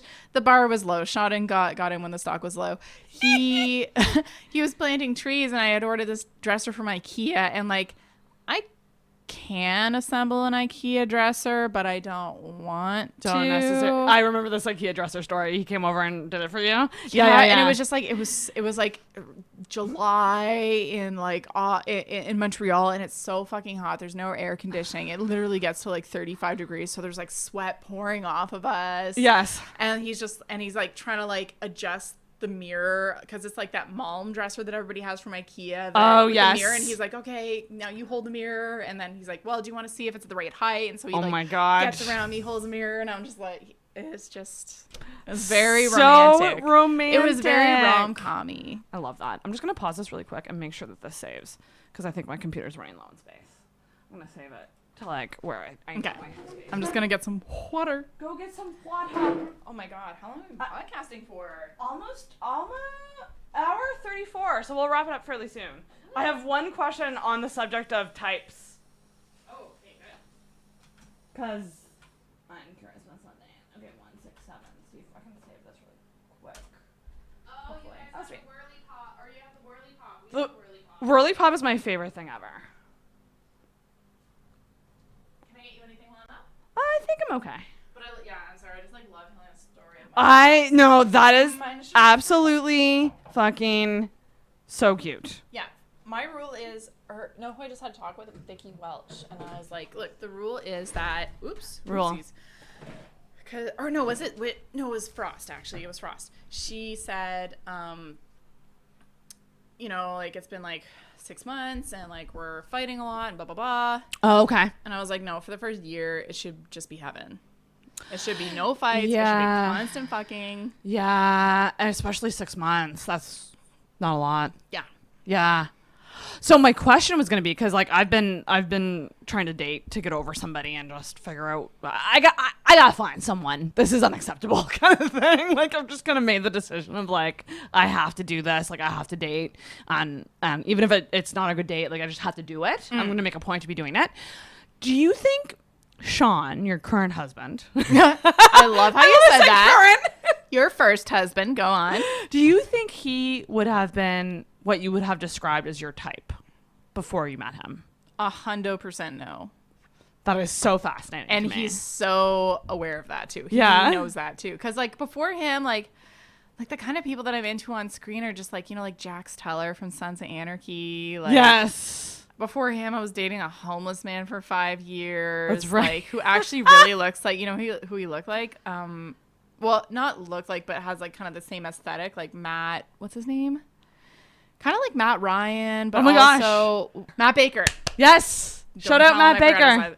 But yeah, like Matt Baker, like that, like doesn't wash his hair, like, but it still looks glorious. He's a babe. Like Matt, he is. You're yeah, a babe. That's like the kind of guy I was like into. Yeah. But interesting. Sean's nothing like that. No. And like, yeah, but obviously very attracted to him. That's so interesting to me. Was it the personality though that kind of won you over? I think so. I think it was just everything. It was just like the personality, the warmth, the goofiness. Like obviously I thought he was so handsome. Still think he's so handsome. Yeah, he is. I love how tall he is. He's just like, he's caring. And right. At the time, I thought he was easygoing, but at the time, he thought I was easygoing. And so we were both lying to each other. That's so funny. At least it was an equal lie. Yeah, I know, exactly. Now he's like, does that backpack go there? And no, it goes in the DBA, which we call the designated backpack area. Oh my God. Yeah. Designated backpack area. Yeah. That's so funny because I was thinking about it, I'm like, I've been really trying to think lately about like what I want in someone. And what I've determined is that like when I'm attracted to someone or like if I have feelings for someone, it's close to impossible for me to be attracted to somebody else. I've been learning that. I don't think you have any power over it. It's just like who you're into is who you're into. Because it was so obvious for me that a homeless man is not what I wanted for my future. Even though I was like, I was in love with him at a point. And I was very attracted to him. Like he's, and like I also do love a man with a steady paycheck, I love a man who like pays his credit card in full on time. Do you know what I like? That gives me a fucking boner. A guy who keeps a plan. Oh damn. Oh damn. What do you also like? Unicorns? Also like someone who responds within the hour. Someone who's unafraid to show interest and to commit, like someone who's genuine. Yeah, that's a huge thing for me. Actually, something that is kind of groundbreaking for me right now is like I'm trying to get over someone and I'm being really radical with it. Being very radical about it. And every day I tell myself that I will not like someone who does not like me back right away because they have bad taste in women. That is such a good quality that you should look for a man. And he likes you. I don't take credit for this. This is Corinne Fisher from co-host of Guys We Fucked came up with this, which is like the idea of like, remember, if he's not into you, he doesn't like quality women. He does not like quality. He has shitty taste in women. Exactly. So how is that attractive? Yes. And ever since I've been like kind of doing that in my head, I'm like, this makes total sense. And I'm slowly getting over this person. That's amazing. With that mantra. So that's a mantra I give to any listeners getting over heartbreak. Is just remember that. That's like, so true. Do you know what my sister does? She dates like a little fucking weasel, you know? I assume weasels date quick, fast and furious, you know? Probably. But she'd been on 3 dates with this one guy, like during the quarantine. Oh, really? Yeah. And she was like, Kirsten, he's not the one. And I was like, how do you know? Because she described him. She's like, Kirsten, he's like so in love with me and he's so nice to me, which is the opposite of the guys that she normally dates. I was like, no, fucking give him a chance. Like, stop going for like coke addicts and dirtbags. Oh, fucking. my God. Because she's so driven, so accomplished. And then she was like, well, he doesn't have a good credit score. And I was like, you've been on 3 dates. How did you get to credit score in 3? What the heck? Yeah. I know. That's kind of madness. Yeah. And also, what guy would be like, it's very poor, actually? This guy he was just very straight up. He's like one of those people who's just like unapologetically himself. And I applaud him for that. But she's now seeing someone else. But I'm very hopeful that this is my new brother-in-law. I also shout out to my new brother-in-law. I've already creeped her. She's because his I can't remember his name. His friggin' Insta is friggin' private, so I had to make her like friggin' screenshot it for me. So if you guys think you're being swift, I hate when there's private profile by fucking privating your shit. Just know someone's screen capping that and sending it to me. Hundo P. Yeah, and she's like sending me screen caps of their text, and instead of like, you know how like between guys and girls, it'll usually be the girl be like boop boop boop boop boop boop, yeah, and then like one line from the guy. It's equal. He's doing it more, and he's following up. He's like, do you want to go for tennis on Wednesday or Friday? Like giving her primo days, but also giving her choice. Interesting. She's clearly okay. That's another thing. So I'm very hopeful. Kirsten, I'm reading and he's cute. I'm reading a book. I'm gonna see if I can grab it. Because it's the most. Speaking of which, can I borrow The Art of Giving No Fucks book? Yeah, you can borrow that. And there's a book that I really want you to read. It's called Switch by Chip and Dan Heath, I think. Yeah. Okay. So it's how like making change when change is hard. Thank you. And then this is the one that I'm reading. It looks really 90s. It looks really 90s. I do. It's based on this like relationship psychologist. Yeah. Which is like talking about masculine feminine energy. So in your sister's case, she's clearly the feminine because this fucking wheelie. Stage kitten. She's clearly the feminine energy because she. God damn it, Curtin, fuck off. I'm trying to help. She's clearly feminine because she's letting him kind of lead. Yeah. So what they say is in a good relationship, there needs to be like a balance of like masculine and feminine. Yeah. And that's interesting because like I really want to be the feminine, but in my outwards life with friends and like otherwise, I'm very masculine. So I have to like actually rein it back with guys. I bet. I don't know, but like some guys, like I find like it takes a lot of maturity, like for a guy to be comfortable showing, because they're all like, there's that whole thing like, well, you got her number, bro, you can't call for 3 days. Yeah. Like, why do guys not realize that if you wait for 3 days, it shows us that you are insecure, that you play games, and we don't have time for that shit. Mm-hmm. You know. Mm-hmm. Also, there's something behind women going for guys that aren't into them or guys that aren't nice to them.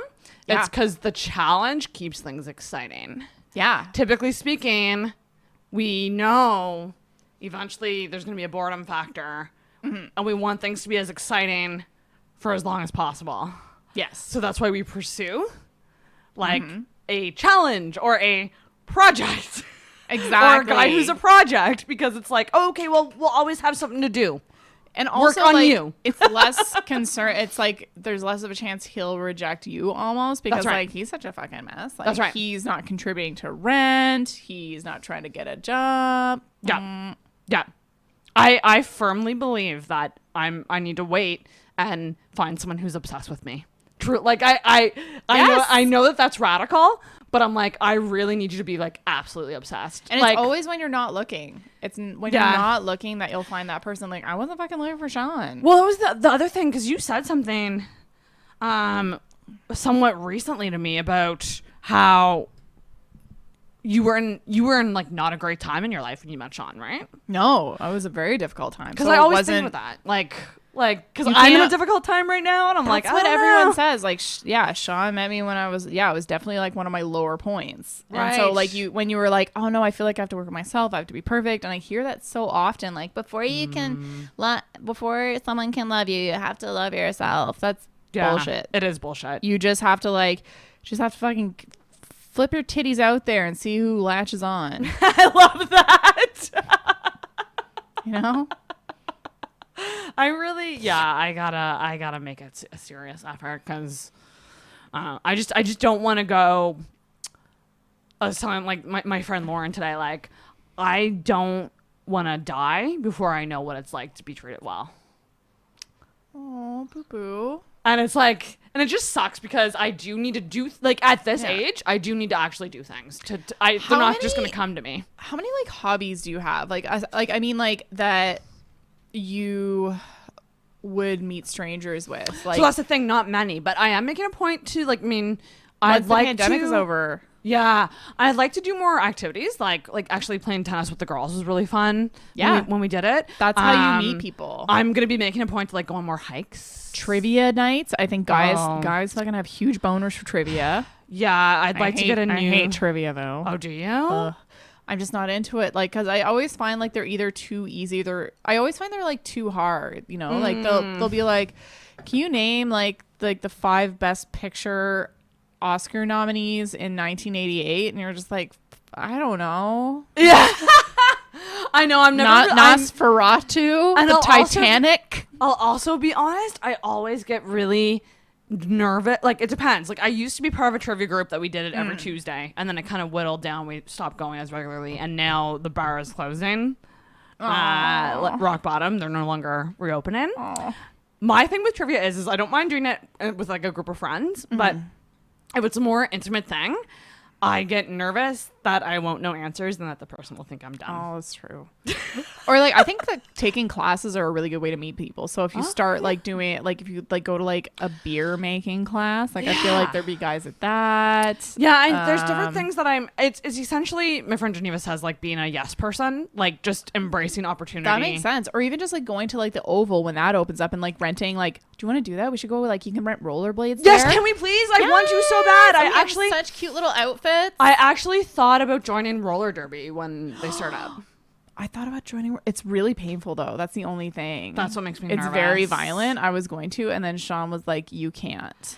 Yeah. And I was like, that's sexist. Well, you're not the boss of me, but also ouchie. It's interesting. On a Zoom call, I was talking about with Brian Otter about it. And he was like, because I was talking about depression, because depression's been real bad.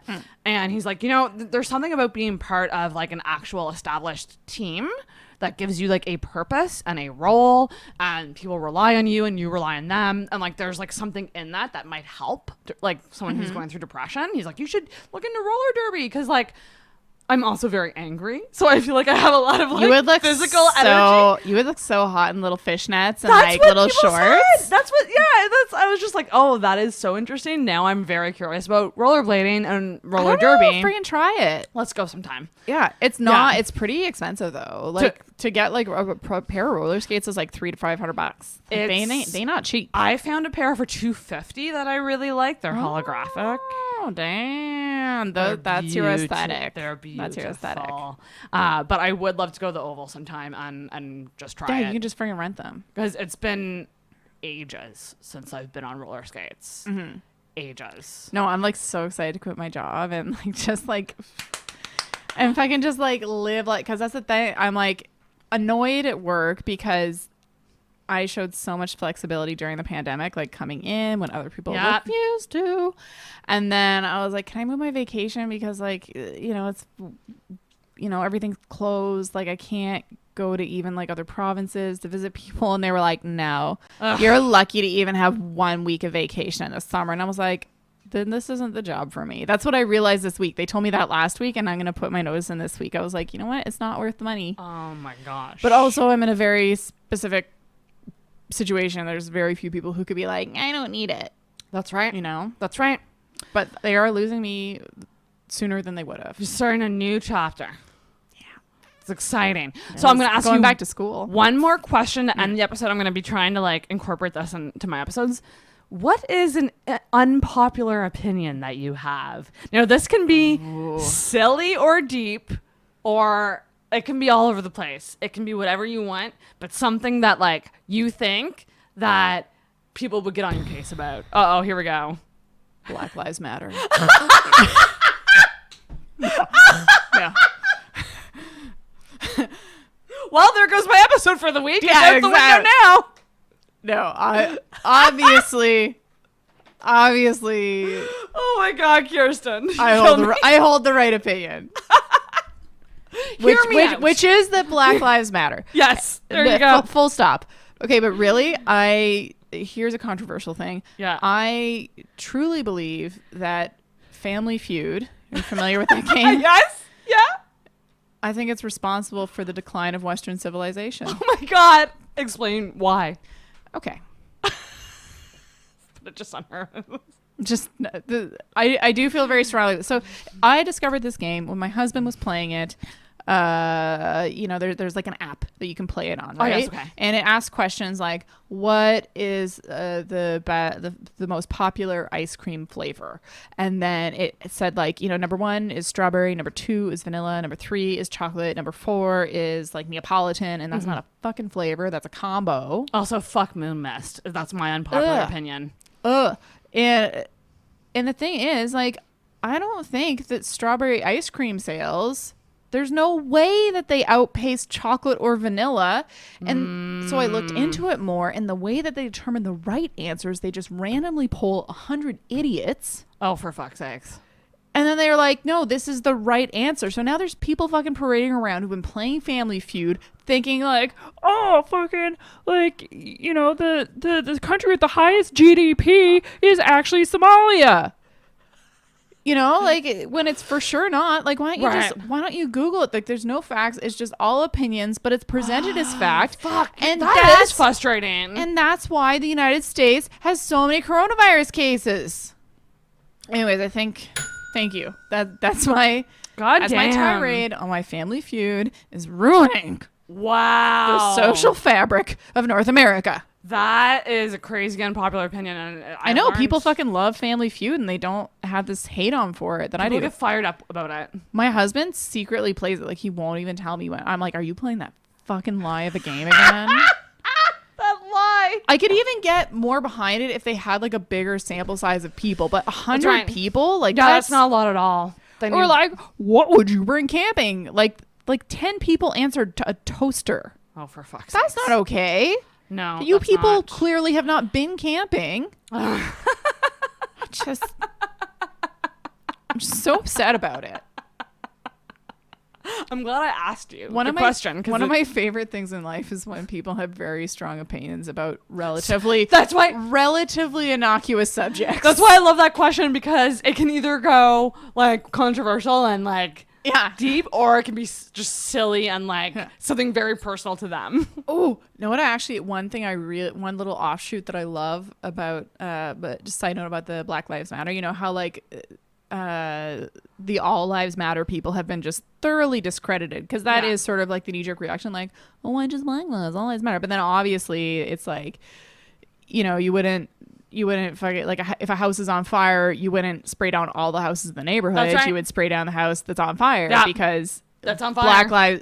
All lives can't matter until Black and Indigenous and blah blah blah. That's right. I shouldn't say blah blah blah, but like until truly all lives matter, and that's not the point. But now every fucking asshole who, like 5 years ago, I used to do this comedy show called Pretty Feminist, because it was like, oh, fucking, we're pretty, and also like it was pretty feminist. Oh, I like it's not that title. not all the way feminist. We're chill. We're trying to bring the giggles back. Yep. And people would come out to me and be like, I'm not a feminist, I'm a humanist. Always men. And I didn't have a good response to that, but I always knew it was an asshole move. And it's like, but now I can articulate, it's like, no, we need feminism, because like there's still people that fucking, before I get on stage and start telling jokes, there's still people that are like, nope, now's my bathroom break. Or they instantly have an opinion about you before you even open your mouth. Exactly. Yeah. So that's kind of my petty little aside. I'm like, oh, this is good for me. This is good for, because I think it's going to finally shut those like, I'm a humanist people up, because we can just come back at them with a, hey, fucking, are you all lives too? Oh, that's right. Whew. Oh boy. Hot way to end it. I know, exactly. We didn't even get into Crystalia. Oh fuck! Do we have time? We can do a little Crystalia talk if you want. Yeah. Oh my god. Okay. I did find him funny at a time, but I do think the first special of his, like, it's all act outs. Like, I don't think he's talented. I never watched a full special of his. I don't think they're not good. Like, they're all act outs. He's very bro-y. He's all character based, and he's incredibly wealthy. And he got in. How did he make so much? Yeah, I heard this from It's family. It's family, because his father is a big director in Hollywood, Bill D'Elia. Like, he's not. I think he does, like, he's done like commercials and TV shows. Like, he's not like freaking Joel, Schumacher big, right. But like, he's like, oh, I didn't know that. Okay, so that's how he has it. Okay, yeah. And like, I just remember hearing I always just thought he was a douchebag. Like, I remember hearing him on a podcast be like, yeah, I like wrote a movie script and it never got done. I think it was like for like 60,000 or something. I can't remember. And I'm like, what kind of an asshole piece of shit is not, firstly, can't remember that, but also is clearly not grateful. Oh my god. Like, he got in through his daddy. Like, he was always on sets, and he's like, yeah, like, I don't know. Yeah, I've never really liked him either. Yeah, but I admittedly, like, I did find him funny when I was kind of like, because he's very like Dane Cookie, but I find like Dane Cook has a lot more substance, and I have much more respect for Dane Cook than I do for D'Elia. Interesting. Because I did find him funny at a point. But Dane Cook, when Dane Cook was at his height, I was all about that shit. Oh, everybody was. But he's also why I kind of hate my vagina. But there's layers. Yeah, he did some kind of like he was the one who came up with the meat curtain analogy, which makes all women feel like shit about their vagina. It really does. It really does. It's a Rolodex down there. Yeah. And now I know that's okay. Yeah. And it's also okay for it to be hairy. So. But also, I think there's progressions in terms of the types of comedy that you're into. There's like amphitheater comedy and like arena comedy. That's the stuff that Dane Cook would do, that Kathy Griffin. Yeah, those are the people I liked at the beginning. And then you get so saturated at a point, you're like, no, I need something. It's like sex. Like, like you start with vanilla, and then at some point you're like, well, great. I need a tiger in the room, and also 4 guys and a Sybian. Yeah, yes, full circle. We're coming full circle. Yes. And I need a full marching band. Oh my God. So that's the point that I'm at with comedy now. I've just seen it all, done it all. That's right. And like, I need I need Mike Kaplan. I need Maria Bamford. I need Bill Burr. Yeah, I love Bill Burr. Yeah. But he's one that can do, he's kind of one of those anomalies that can do like I don't think he does no, I think he sold out Madison Square Garden maybe. I can see that. I think he could do arenas. But anyways, like. It's just, and it's also shitty because so many people were friends with Chris before all this happened. Yeah, and now they're being kind of forced to make statements, and some are like making statements. Like Whitney made a statement. A lot are not. Like Ron Funches I've noticed is very quiet, and he's usually a guy that seems to be on like kind of like the right side, or I shouldn't say the right side, but like the side that I'm on. Yeah, and I'm kind of like, I kind of talked about it briefly last week, but I don't really like people calling him a pedophile because that's not exactly what he is. He's predatory, and yeah. That's the thing that I wonder, and this is like a hot take that I would probably get a lot of fucking. Ooh, let's do it. It's the end of the episode. But, because I think the issue was he was talking to girls who were legit like 14, 16 or something like that, and kind of. I'm hearing 14 to like 17, 18. Like, I haven't heard anything below 14. And his friends, but even 14, that's young as fuck. That's the thing. Like, what was it? I think I was hanging out. Oh yeah, I was at my friend's cottage and his kids were there. Oh my gosh. That's the level that I'm at. And the kids are like in their 20s, and I look at them and I'm like, I can't even picture them as like sexual beings. I'm kind of like looking at them like in their little teeny kind of bathing suits and with their little coolers, and I'm like, oh goodness, have they got sunscreen on? They look like they're gonna burn. And then they're gonna have trouble getting into their little jammies. I know. Geez. When I realized I was old, it was when we were outside the Dome one night. Yeah. When my friend was down, I was seeing like all these girls with like no tights on. It was like the winter. No tights, no jackets. And I was just like, what you doing, girls? Get a jacket. I know. Like I remember going to a show and seeing those girls. It was like February and they were fucking cold. And I was like, I wonder if they want a clementine. I've got a clementine in my purse. It must be so cold. But you probably used to be that girl, and I know I was. I know I was 100%, and I thought it was. And there was a period where you were like, "Oh my god, an older guy is into me. That's so cool." That's right. And it's never cool. And looking back, you're like, "Oh, it's the women who are their age don't want anything to do with them because they're fucking creeps." Mm-hmm. And so so if he was hooking up with kind of 17-year-olds, I kind of feel like. Firstly, what the fuck is wrong with you as a 40-year-old man that you're attracted to a 17-year-old? Like, I'm sorry, like they're little babies. See, here's the thing. That's fucking gross. But at the same time, I was a little less shocked by all of this because I always kind of thought that guys go for younger girls. Why though? It's so Look at gross. fucking porn titles, like the porn categories. Like so much porn is like. Preteen girl takes a dick, and there are these women that are probably our age. They're probably our age, but they've like, got pigtails. They got pigtails. They got little skirts. They make them look so young, and a lot of those porns are with like guys in their 40s or 50s, which is fucked. It's so gross. Like I don't understand why that's appealing. And that's the thing. Like, yeah, okay, if that. And I'm not like doing a virtue signal. Like I could never imagine. Like it's truly just like I find it. Baffling, like because I just like because mostly like I don't even want to like God bless these people, but I don't even want to hold a conversation with them. No, I know. Like we have nothing in common. No, you know what I mean? Like they're talking about fucking Nintendo Switch and shit, and I'm like, oh, what are you? Is that like N64? Yeah, it's a shitty situation. I wonder if he's ever going to come up with a statement or anything. Well, I think he did. He's like all these whores are lying, but I do like and because there's a line between illegal behavior and shitty behavior, and he would do things like he would not coerce. I don't know, coerce is the right word, but coerce. Yeah, like naked photos of like young new starting comics and like show them to other guy friends to laugh at, and it's kind of like that's fucked, but like.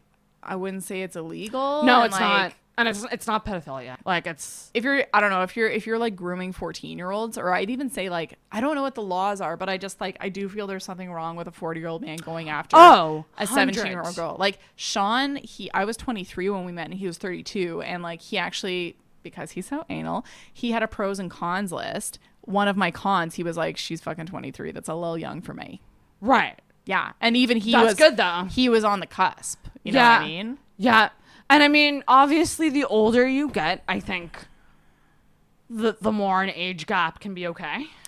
Yeah, for sure. But I think it has but to when do you're in with your life stage. teens, you are not a fully developed your brains are not developed at all. Yeah, it's really fucking gross is what it is. It's really, really damn gross. Really damn gross and unfortunate. And I would be curious, like, and it's weird how like one state it'll be legal for like say a 21-year-old to date a 16-year-old, but in another state that counts as pedophilia. Yeah.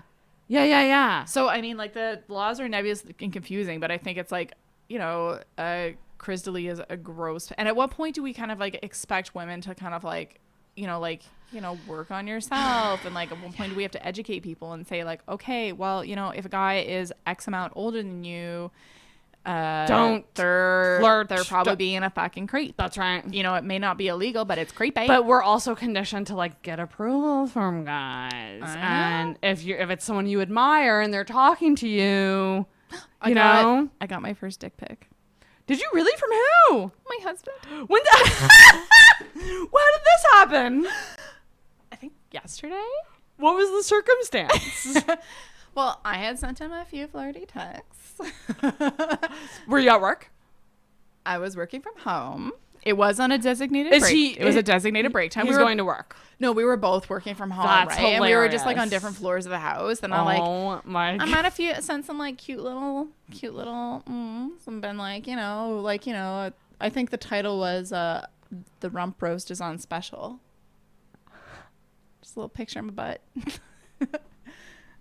And he sent you back a dick pic. I had to do a little bit of prodding because he was like, I don't, because he's previously been very reluctant. Right? Most guys are. Yeah, and I think there's a special breed of guy that just has like a billion dick pics on their phone and they're just like jazzed to send them. But then there's a lot of guys who are like, I don't know about this. There's also a guy who's ready to send a new one at any time too. Yeah, like they have different backgrounds and shit. Yeah. And then I had to be like, so sir, what do you have in stock at your store? Oh my god. Perhaps we can arrange an exchange of goods. And he was like, oh, I've got something in stock for you, baby. And then I was like, well, without some kind of sample, I'm afraid I can't enter into an agreement. And were you impressed with the picture? I was. Good for him. He's not a selfie guy, but it was very artistic. Wait, it there was like, face in it? No. There was no face. I commented. He was like, I'm not fucking crazy. Yeah, that's fair. You're not fair. I'm Not even to your own wife. No. It was like a side. He did a side profile. Oh, that's good. The lighting was really good. Good for him. It was it was really in focus. It had a nice background. I love that. It was casual, but good. But good. Yeah. I am so excited for you. You guys should keep it going. Yeah. It was. You should keep it going. It was a nice one. I love how you were like, you did from who? I think I'm gonna start an OnlyFans page and put nudes up. Do it. I seriously think I might start it tonight. Does it tell you who buys the photos? I think it might tell you their username or something. It would be so funny to if you found out and you were just kind of like. Yeah, I know. Well, I think the way that I'm gonna go about it. I was gonna say a name, but then I was like, we'll say that for now. Oh, save it for now. I think the way I'm gonna go about it is I'm not necessarily gonna promote it outwards. Yeah. But what I'm gonna do is I'm gonna post a lot of thirst traps, like non-nude thirst traps, and when people fire emoji me, I will send them a link. Ooh, that's smart. So it's and usually those are older guys that. Yeah, I don't have any interest in that. Oh, but it's I will take $5. But I will send you a link, and I think my price will be $10 a month. But ooh, which is not a lot. That's a Netflix subscription. No, oh my god, you're worth so much more than $10. See, this is my thing. I would say the more pro people, the more people have been doing it longer and would be considered. Oh yeah, and they have outfits. Than me. They have outfits. Charge and, $25, props. and I'm not 25. But that's I don't know. You could be because some guys you know how some guys they really porn that has costumes and is very high production, and then there's some guys who are no, I only amateur. And this would be me. It's because some guys like it a little raw, they like maybe a little pimple on the Oh, I wouldn't do that. Not even for and I probably won't show a lot of face. Or should I? I mean, I definitely have some with face. I don't know if you can get away without any face. Maybe you could do like a mustache, a little. You kill me. You truly kill me. We're gonna wrap this up because we could be here all night. Truly. I thank you so much, Kirsten, for coming. I always love podcasting with you. I know it's so. I just Can I co-host one with you? You absolutely can. Pick your target and let me know. You don't have to let me know now. But it's so hard. It's so hard. But I mean, I'm always down for that. Where can people follow you on Insta or Twitter or anything? At Kirstenoid, if you're too shy to follow, it is. Don't need a friend to screenshot it. You can just. It's public. It's public. You can just get right on there. Yeah, follow me at Kirstenoid, Kirsten, and then Oid. On Twitter or the IG. Oh, I gotta find you on Twitter. I didn't know you on Twitter. Oh yeah, I tweet some gems. Oh, let me tell you. And I gotta say too, a lot of comedians are killing it on Twitter. So follow comedians on Twitter. It's great. I use it as just joke writing. Yeah, that's fantastic. You should. Yeah, that's amazing. But thank you so much for coming on. This went 1,000 places that I loved just every minute. Big thank you. And hopefully comedy will be back and you'll be able to see this lady live soon. But ring that bell. Oh yeah, and contact me for lawn laughs. Yeah. If you want me and my buzz to come and do a show, our little freaking dog and pony show at your backyard. Yes, We can do it. Travis and Kirsten and Adrian. You gotta hit them up. And we can change. We'll change up the lineup too. Depends on avails. Because I feel like Travis is gonna get booked up real quick now that he's doing. Now that comedy's back. That's right. But yeah, book them for your Not comedy show. that I won't get booked up quick. So message me now. That's great.